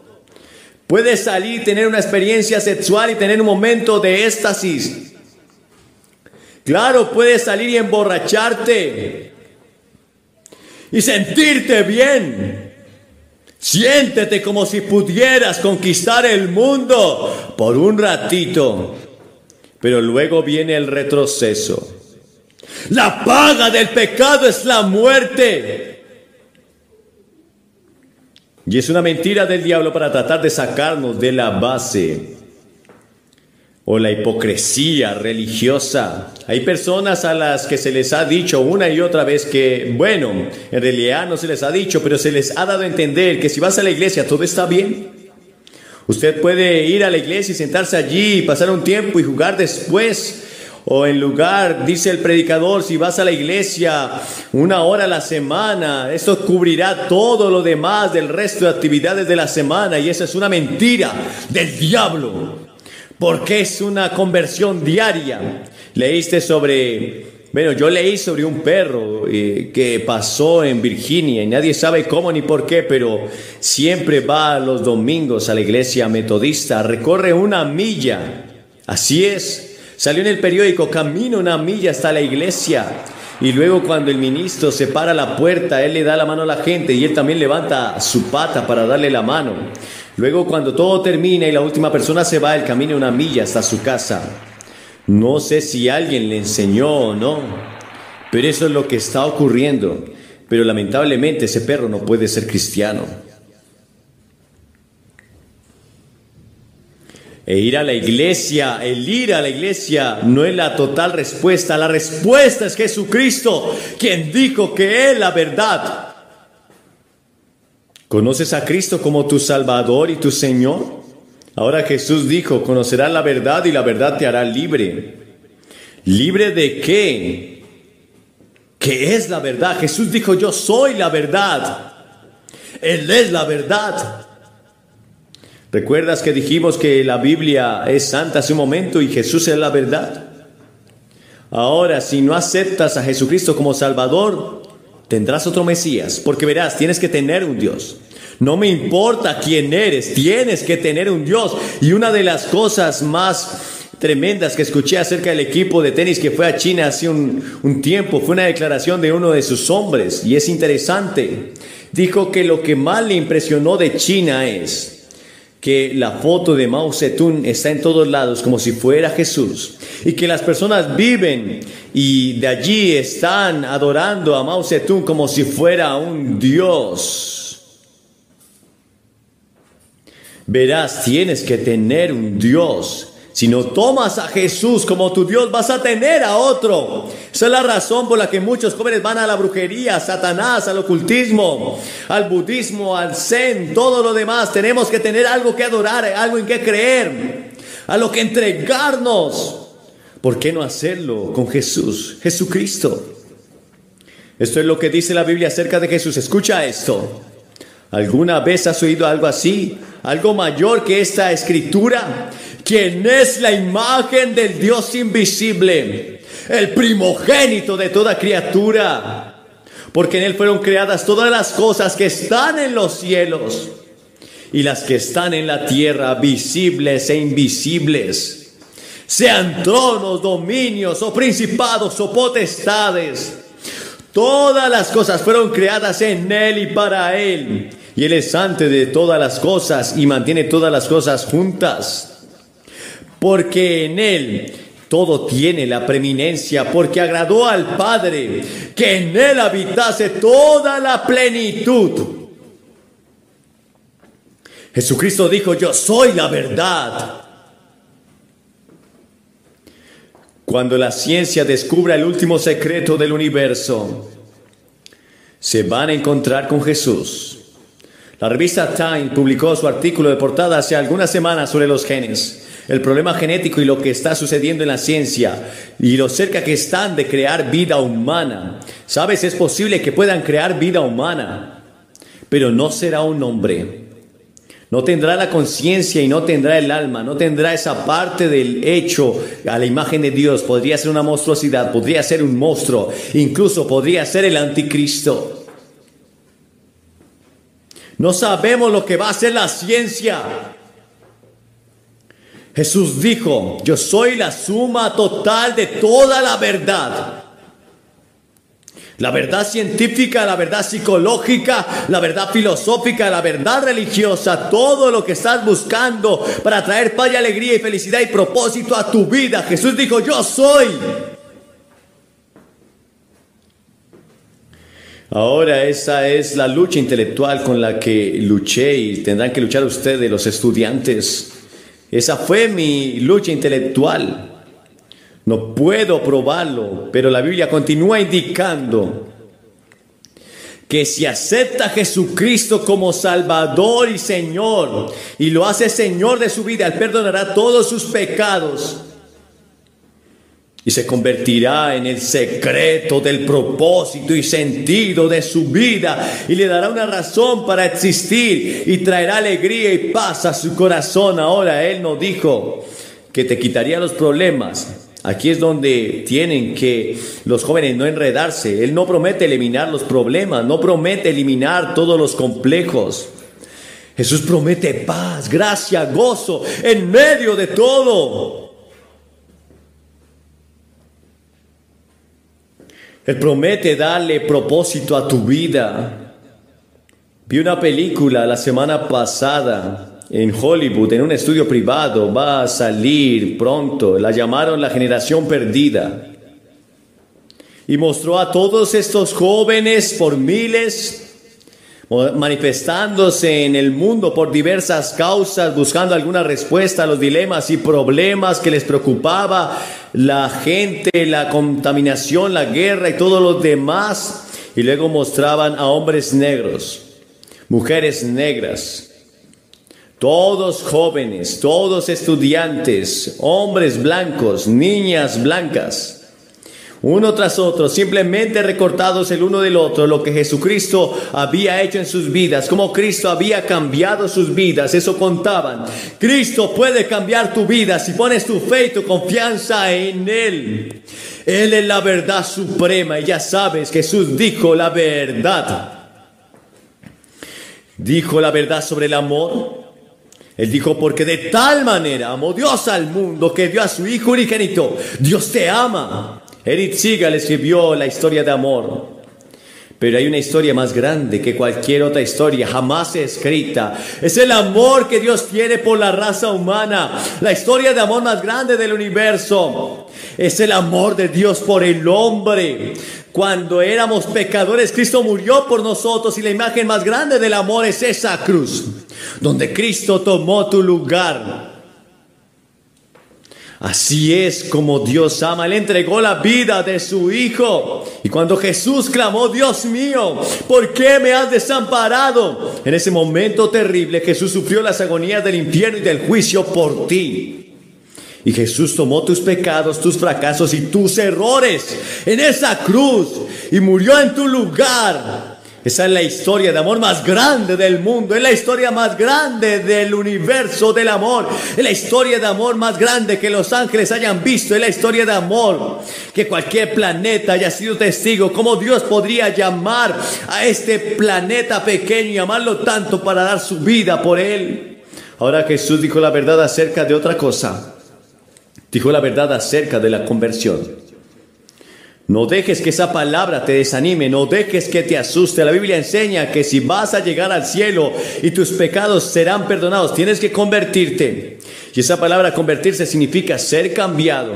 Ahora hemos estado leyendo acerca de eso constantemente. El caso de Charles Manson en California. Aquellas mujeres jóvenes que siguieron a Charles Manson se convirtieron a él, según dijeron los periódicos. O la conversión de toda una generación en China a Mao Zedong, a los dichos de Mao Zedong. O la conversión aquí mismo en Kentucky de Cassius Clay, el Muhammad Ali. La conversión, de la misma manera ustedes se convertirán a Cristo.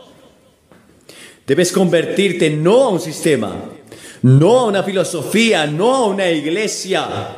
Estás convirtiéndote a la persona de Cristo hasta que Jesucristo sea tu Salvador y tu Señor y tu Maestro. ¿Ha ocurrido eso en tu vida? Jesús mismo dijo, a menos que te conviertas y te vuelvas como un niño pequeño, no puedes entrar en el reino de los cielos. ¿Te has convertido? ¿Estás seguro de ello? ¿Sabes que hubo un tiempo en tu vida cuando te arrepentiste de tus pecados? Él dijo, conocerás la verdad. Y Él dijo que esa verdad los hará libres. ¿Libres de qué? Los jóvenes de todo el mundo están gritando libertad, libertad, libertad. Esta noche, seas negro o blanco, si estás en Cristo eres libre. Tu espíritu es libre. ¿Libre de qué? Libre de la pena del pecado. No vas a ir al infierno. No vas a tener que enfrentar el juicio de Dios. Si estás en Cristo, eres libre de eso. Estás libre del poder del pecado. Jesús dijo que podemos convertirnos en siervos, esclavos del pecado. ¿Cuántos de ustedes que están aquí esta noche hoy sirven al pecado? Algún pecado pequeño en sus vidas es su amo. Usted puede ser libre hoy. Jesús puede liberarlo de eso. Y luego algún día será libre de la misma presencia del pecado, porque cuando mueras y vayas al cielo, no habrá ningún pecado allí. La Biblia dice que no habrá suciedad, ni inmundicia, ni pecado en el cielo. Será un mundo libre. Y en ese mundo hacia el que nos dirigimos, ese es el mundo del que habla Ethel Waters. Cuando ocurrió ese terremoto en California, dijo, Jesús, tienes mi dirección y yo tengo la tuya. No estoy preocupada. Ella era libre. Ella era libre para vivir o era libre para morir, libre para enfrentar la vida con todos sus problemas y dificultades y sus misterios y sus problemas sin respuesta. Libres. ¿Eres libre? ¿Has sido liberado? Jesús dijo, conocerás la verdad y la verdad te hará libre. Jesús es la verdad. Él es la verdad. Tienes que elegir hoy. y tienes que el poder de elegir. Hoy te voy a pedir que elijas a Jesús, elige a Cristo. Esa es una elección deliberada de tu voluntad. Si haces esa elección y dices: recibiré a Jesucristo como mi Señor y mi Maestro y mi Salvador, quiero seguirlo y servirlo. Puedes ser miembro de la primera iglesia bautista, de la primera iglesia metodista, de la primera iglesia católica o de cualquier iglesia. Sea miembro de cualquier lugar, católico, judío, quien quieras que seas tú, pero tienes que recibir a Jesús como tu Señor y tu Maestro, y quieres que su verdad viva en tu corazón. Voy a pedirte que hagas algo que he visto hacer a miles de personas en todos los continentes. He visto a orientales, he visto a negros, he visto a blancos, he visto a todos los colores, todos los grupos de personas y etnias. Y el mundo hace lo que te voy a pedir. Voy a pedir que te levantes de tu asiento ahora mismo, en este momento, y vengas y te pares frente a esta plataforma. Y después de que todos hayan venido, les voy a pedir que hagan una oración. Tendré con ustedes, les daré algunas publicaciones que pueden llevar a casa y antes de irte. Y eso es todo lo que vamos a hacer. Y cuando vengas, solo te diré una palabra.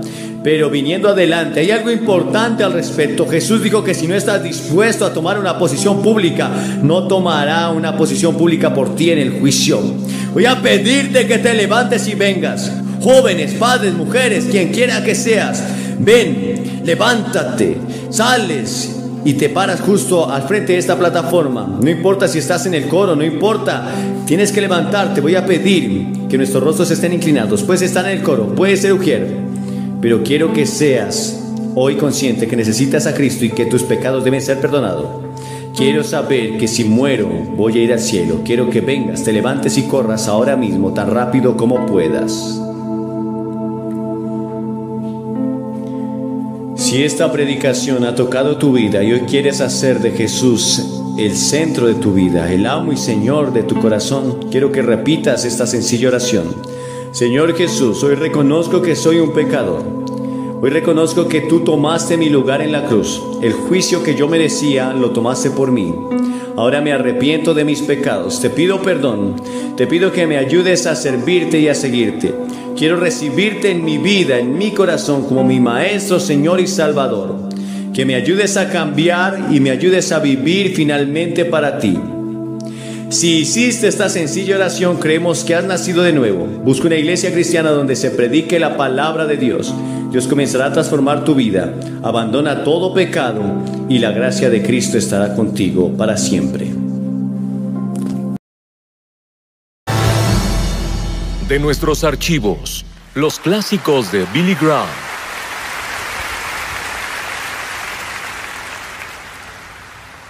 Ahora quiero que vayan conmigo al pasaje que Ralph Bell nos leyó, el tercer capítulo de Segunda de Pedro. Ojalá tuviera la oportunidad de ir versículo a versículo en este capítulo, porque es uno de los más importantes capítulos en cuanto a la segunda venida de Jesucristo. Quiero hablarles del día de la venida de Cristo. Ese día lo llaman las Escrituras. Cuando despertaste esta mañana, te pregunto, ¿cuáles eran tus expectativas para hoy? Muchas personas piensan esto: va a ser un día común, nada inusual habrá hoy, nada fuera de lo ordinario, no mucho que esperar, solo como cualquier día. Y podría ser el día de graduación o de aniversario o de promoción, o un día en el que te retires, o un día en el que comienzas tus vacaciones, o tal vez tu cumpleaños o el cumpleaños de un hijo. Pero hoy quiero hablar contigo sobre un día que es único en la historia del mundo. El día cuando la Biblia nos enseña que Jesucristo volverá a la tierra. Y ese día está en el calendario de Dios. La palabra de Dios dice que solo pasará una vez y vendrá como una devastación para los que no están preparados. Pero para los que esperan la venida de Jesucristo, va a ser un día de gran gozo. Y los cristianos antiguos del Nuevo Testamento continuamente comentaron y esperaron ese día, o el día, o los últimos días. Esas expresiones se usan en todo el Nuevo Testamento, los últimos días. Y vivimos, yo pienso, en los últimos días. ¿Qué clase de día esperamos? ¿Qué pasará ese día? Primero será el día de revelación. Segunda de Tesalonicenses 1:7 dice: y ustedes los atribulados reposen con nosotros cuando el Señor Jesús se manifieste desde el cielo con sus poderosos ángeles. Él no vendrá montado en un asno la próxima vez. Vendrá con poderosos ángeles del cielo. Será personal el regreso y la venida de Jesucristo. Después de la crucifixión y la resurrección de Jesús, la Biblia dice que Él apareció en persona a sus discípulos y a 500 de sus seguidores. Pero Jesús no se le apareció a Pilato, ¿se han preguntado por qué? O a Herodes, o al sumo sacerdote, o a los que querían su crucifixión. Él no apareció a ellos, no se les apareció. ¿Por qué? Porque no era el tiempo. Lo van a ver ese día que está en el futuro. Apocalipsis 1:7 dice: he aquí él viene en las nubes y todo ojo le verá, también los que le traspasaron, y todos los pueblos de la tierra se lamentarán por él. Incluso las personas que lo traspasaron, incluso las personas que idearon su muerte van a verlo y van a estar conmocionados. Las Escrituras dicen en Primera de Tesalonicenses 4:16: porque el Señor mismo descenderá del cielo. En Hechos 1:11 dice: este mismo Jesús, quien vendrá de la misma manera como lo vieron ir al cielo. Y estaban viendo cómo se iba al cielo, su ascensión, y dice que desapareció en una nube. Creo que fue una nube de ángeles que vino a escoltarlo de vuelta al cielo, porque había ángeles que vinieron cuando él nació, lo escoltaron a la tierra, y ahora iba a volver al cielo después de su resurrección, y ellos vinieron a escoltarlo de vuelta. ¿Sabes? Antes de que una gran obra de arte como una estatua o una pintura sea presentada al público, en general se mantiene escondida.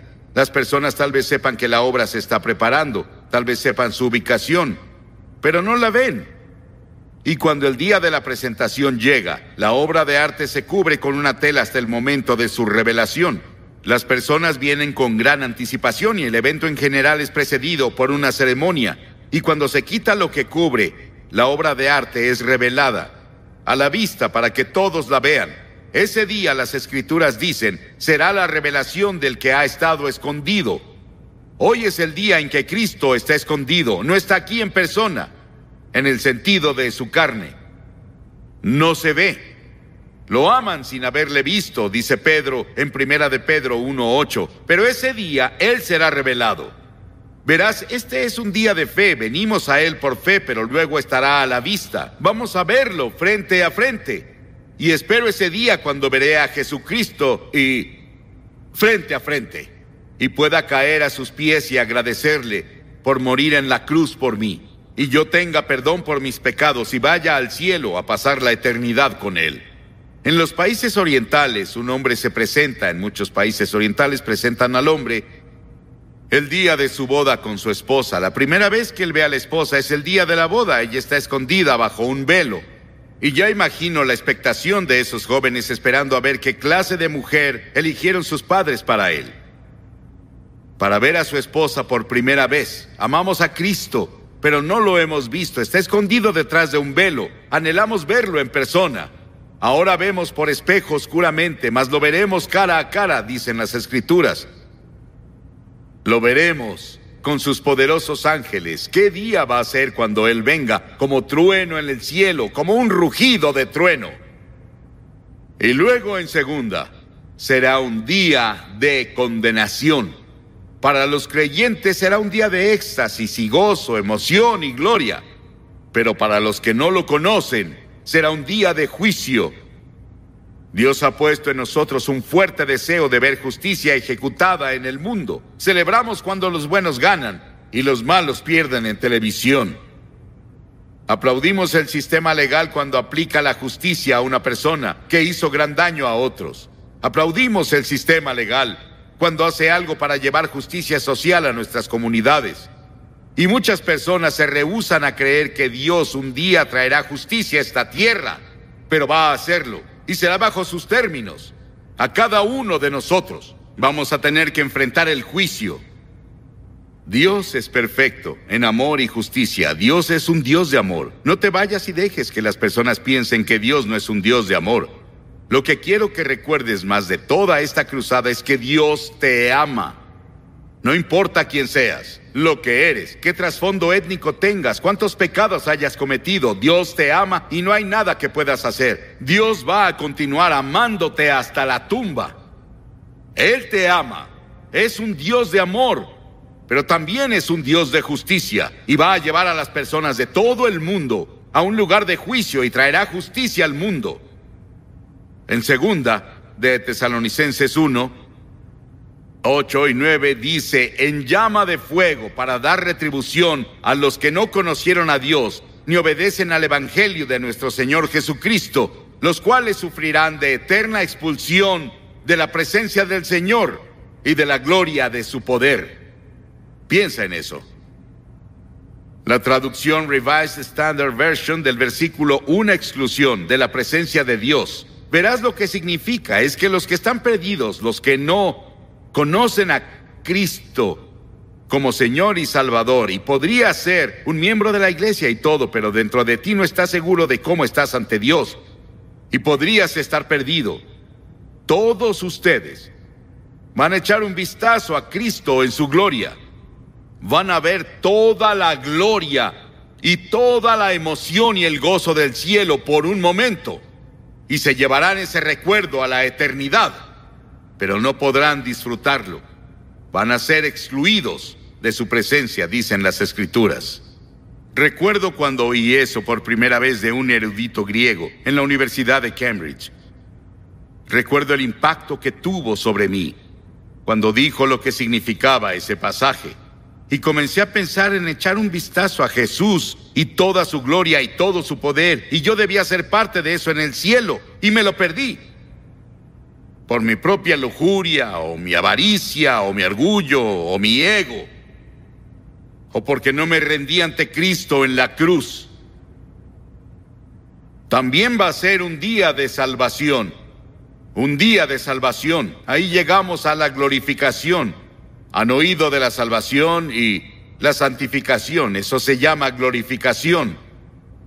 ¿Quiénes son los objetos de salvación y cuál es la naturaleza de la salvación? En 2 de Tesalonicenses 1:7 dice descanso. Esto indica que muchas desigualdades van a ser niveladas.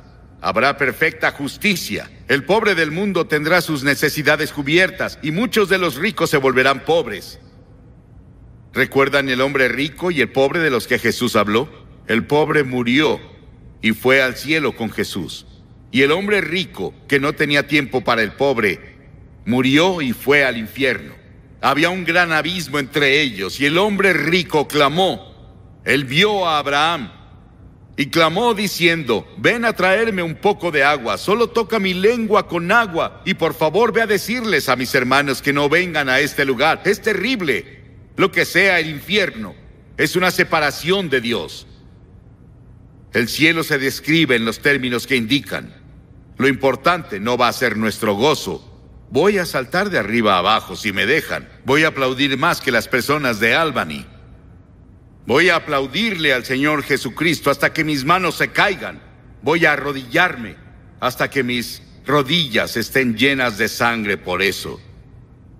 Y le daré la gloria y la alabanza y el honor, pero no va a ser lo importante.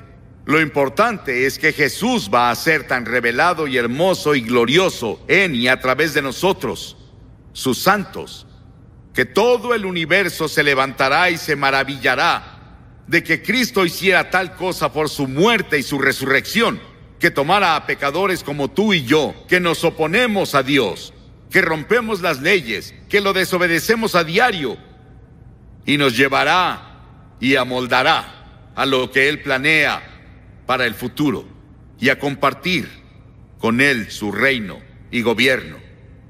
Él va a ser tan revelado en su belleza y gloria en y a través de sus santos que todo el universo se detendrá sorprendido.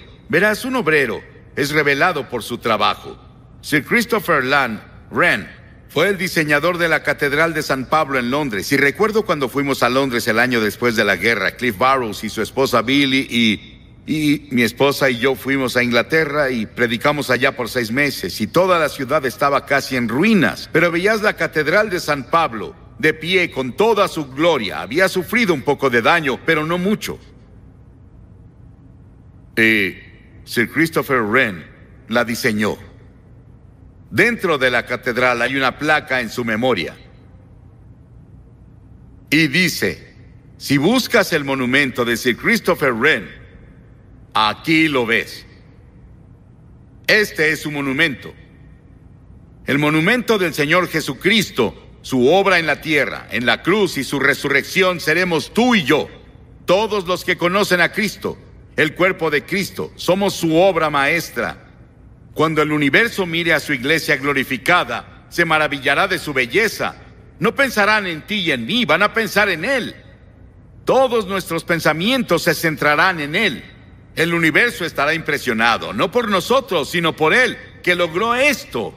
Cristo será el centro del cielo. Y en el infierno, a donde sea que veas, nunca lo verás. Este es el día que el Señor ha hecho. Regocijémonos con gozo en Él, dicen las Escrituras. Habrá un día en el que Cristo volverá. Hasta ahora, cuando vendrá es un secreto.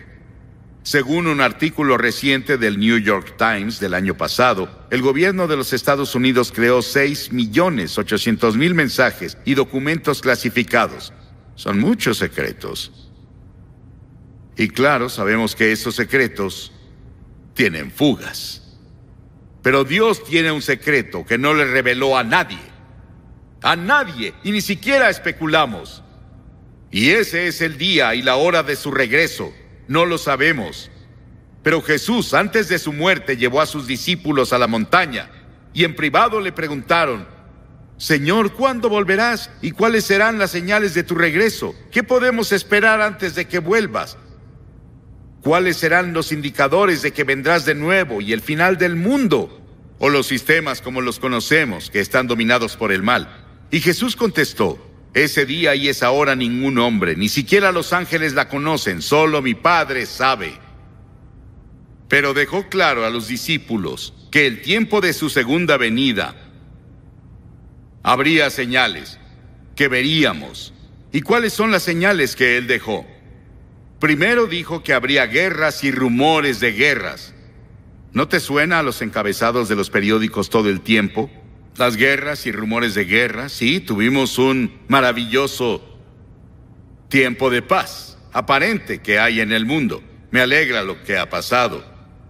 Pero incluso con toda esa paz que explotó, no significa que no sea un mundo peligroso. Los economistas en Londres, el otro día en un editorial dijeron que el mundo aún es un lugar peligroso. El final de la Guerra Fría y el nuevo relajamiento entre el este y el oeste han tentado a algunos a creer que la paz es el orden del día. Los economistas dicen que no. Nos deshicimos de una gran fuente de tensión, aunque el mundo aún tiene muchas pequeñas. Ni el odio, ni la intolerancia, ni la agresión, ni el choque de ideas murieron en los cambios que hubo el año pasado y la paz explotó, pero también el conflicto. Y la segunda cosa que dijo: muchos vendrán en mi nombre diciendo yo soy el Cristo. Me dicen que hay más de 400 personas en Los Ángeles tan solo que se presentan como Cristo. Él dijo que cuando se levantaran los cristos falsos y los falsos profetas y mostraran grandes señales y maravillas, y muchas personas hoy enseñan que somos Dios, todo lo que tienes que hacer es entrar en contacto con el poder que está dentro de ti, liberarlo, y puedes resolver todos los problemas de la vida. Y luego, en tercera, Jesús dijo que las masas se sobrecargarán de excesos y ebriedad e inquietudes de esta vida. Y ese día vendrá sobre innumerables personas inconscientes. En otras palabras, vamos a divertirnos y a estar en todas nuestras fiestas, y vamos a ir a todos los clubes nocturnos y a beber en exceso y a usar drogas. El sexo y la violencia son las mayores amenazas de la generación actual. Y son amenazas grandes, pero Jesús predijo todo eso. Él dijo que estarán viviendo como en los días de Noé, comiendo y bebiendo y casándose y dándose en matrimonio, intercambiando esposas. Y todo eso sucede hoy en una escala que nunca imaginamos. El crítico social y autor Tom Wolfe comentó de los años 80. Dijo que es la década de la fiebre del dinero, en la que la idea de inmoralidad sexual casi se desvanece. ¿Dónde están nuestros valores morales? Vamos a ver los talk shows. Y ellos nos dicen qué valores morales existen en el momento presente. Y conozco a una de esas personas, y lo conocemos desde hace mucho. Él antes tenía fuertes valores morales, pero con los años ha sucumbido hasta ahora. Cuando lo ves en televisión, ves que se ha resbalado muy lejos de donde solía estar.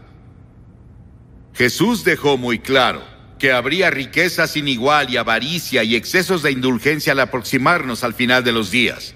Un columnista del periódico llamó a nuestro estilo de vida babilónico. Y luego, cuarto, Jesús dijo que habría hambrunas en muchos lugares y pestilencias, no universales, pero en diferentes lugares, dijo. Mucha de la hambruna en el mundo hoy es por el hombre, el resultado de luchas políticas y guerras civiles. Vean la hambruna en Monrovia y Liberia hoy. 500,000 personas amontonadas en ese lugar. No hay agua. El agua se suspendió por 10 días. No hay comida. No hay arroz. Y las enfermedades brotaron. ¿Qué pasará? Y está pasando en muchas partes del mundo. Está pasando en lugares como India, y parece que la guerra entre India y Pakistán está muy, muy cercana. Y vemos todas esas cosas pasando ahora. Y son las cosas que Jesús predijo que pasarían justo antes de que Él viniera. Nuestro país gasta miles de millones de dólares al año en programas de reducción, cuando el resto del mundo intenta tener algo de comida. Y luego dijo, la iniquidad abundará. Y Él hablaba de perversiones sexuales. ¿Sí? No voy a ir a eso esta noche, porque no tenemos tiempo. Pero los crímenes diarios nos asustan. Las jóvenes que son atacadas hoy y violadas son 40% más que hace un año. Algo está pasando. Parece que un espíritu malo y terrible se ha soltado, y así es el diablo. Alguien me preguntó, ¿qué anda mal con el mundo? Y dije, el pecado anda mal con el mundo y el diablo aviva la llama. Y aviva el fuego, eso pasa. Y nos inquirimos, los valores morales desaparecieron completamente, muchos. Incluso los cristianos hoy están confundidos. Nos volvimos cristianos terrenales en lugar de los que leen la Biblia y estudian las Escrituras y se ponen a orar. Nos sentamos enfrente de nuestra tele y obtenemos valores morales de ahí. Y luego dijo que habría un incremento de terremotos. Hay unos 6,000 terremotos detectados en todo el mundo cada año. El promedio de muertes por terremotos en el siglo XX ha sido de 20,000 personas cada año. En Armenia en 1988 fueron 25,000. En Irán hace unas semanas fueron 50,000. Los terremotos incrementan. En segunda de Pedro dice, ya que todo será destruido en ese día, ¿qué clase de personas deberíamos ser? Ahora tenemos el efecto del ozono. Todos están preocupados por el ambiente, deberían estarlo, porque en este pasaje de las Escrituras nos enseñan que la tierra se va a derretir. Se desvanecerá. Algo va a pasar, una cosa climática va a pasar. Y me parece que cuando leemos del efecto del ozono, y eso es de lo que Pedro habló, y dijo, ya que todo será destruido y cambiado así, ¿qué clase de personas deberíamos ser? Deben vivir de forma santa y piadosa, esperando el día de Dios y apresurándonos a su venida. El cristiano no es un desertor de la vida. Al contrario, creer que Cristo regresará nos da confianza y el valor de vivir como debemos hoy. Saber que Cristo volverá me hace querer trabajar mucho más. Quiero alimentar a más personas. Quiero predicarles a más personas. Quiero ayudar a más personas hambrientas y sin hogar. Eso nos anima. Es un incentivo para salir a la sociedad y hacer lo mejor que podamos. Sabemos que todo el mundo no va a ser salvado, pero saliendo del mundo, habrán personas que serán salvadas. Porque esperamos un nuevo cielo y una nueva tierra, como Dios prometió, y vivimos audazmente por Él en el contexto de nuestras vidas. La Biblia dice que vendrá un día cuando Dios sacudirá los cielos y la tierra. Ese será el día de salvación para los que conocen a Cristo. Será el día de juicio para los que no lo conocen. ¿Estás preparado? Las Escrituras dicen: prepárate para encontrar a Dios. ¿Te has preparado? Dirás: ¿qué debo hacer para prepararme? Sí, vas a la iglesia de vez en cuando. Fuiste bautizado. Tomas la comunión, tal vez. Has tomado tus votos en la iglesia. Pero muy dentro no estás seguro de cómo estás. Y quieres asegurarte primero y luego irte de aquí. Esta cruzada acabará en unos minutos. Esta fase al menos, porque va a continuar en las iglesias. Va a continuar con todo el gran trabajo de seguimiento que se planeó. Pero necesitas hacer un compromiso con Cristo hoy. Hoy es el día de salvación. Ahora es el tiempo aceptable. Las Escrituras nos enseñan que puedes endurecer tu corazón. Dios te dará otro momento, otra oportunidad de decirle que sí. Te pediré que hagas algo que has visto en las últimas 2 noches, que más de 2,000 personas hicieron. Te pediré que te levantes de tu asiento y vengas y te pares frente a esta plataforma. Y al venir dices: entrego mi corazón a Cristo, quiero estar seguro, quiero tener la seguridad de que estoy salvado y que voy a ir al cielo y voy a estar preparado para encontrar a Cristo cuando regrese. Dirás: ¿por qué me pides que vaya al frente? Cada persona que Jesús llamó en el Nuevo Testamento la llamó públicamente. Él dijo: si no estás dispuesto a reconocerme ante los hombres, no te reconoceré ante mi Padre en el cielo. Hay algo con hacer un compromiso público que Él nos ha ordenado hacer. Y voy a pedirte que hagas eso ahora. Cientos de ustedes, a quienes Dios les habló, si vienes de arriba te tardarás un par de minutos. Comienza ahora. Dios te está hablando. Si estás con amigos o parientes te esperarán. Si vienes en autobús esperarán. Hay mucho tiempo. Dios te está hablando. Ven, rápido. Cuando estés enfrente les diré unas palabras. Voy a orar con ustedes. Les daré literatura para ayudarlos en su vida cristiana. Solo levántate y ven, ahora, desde aquí y en todos lados.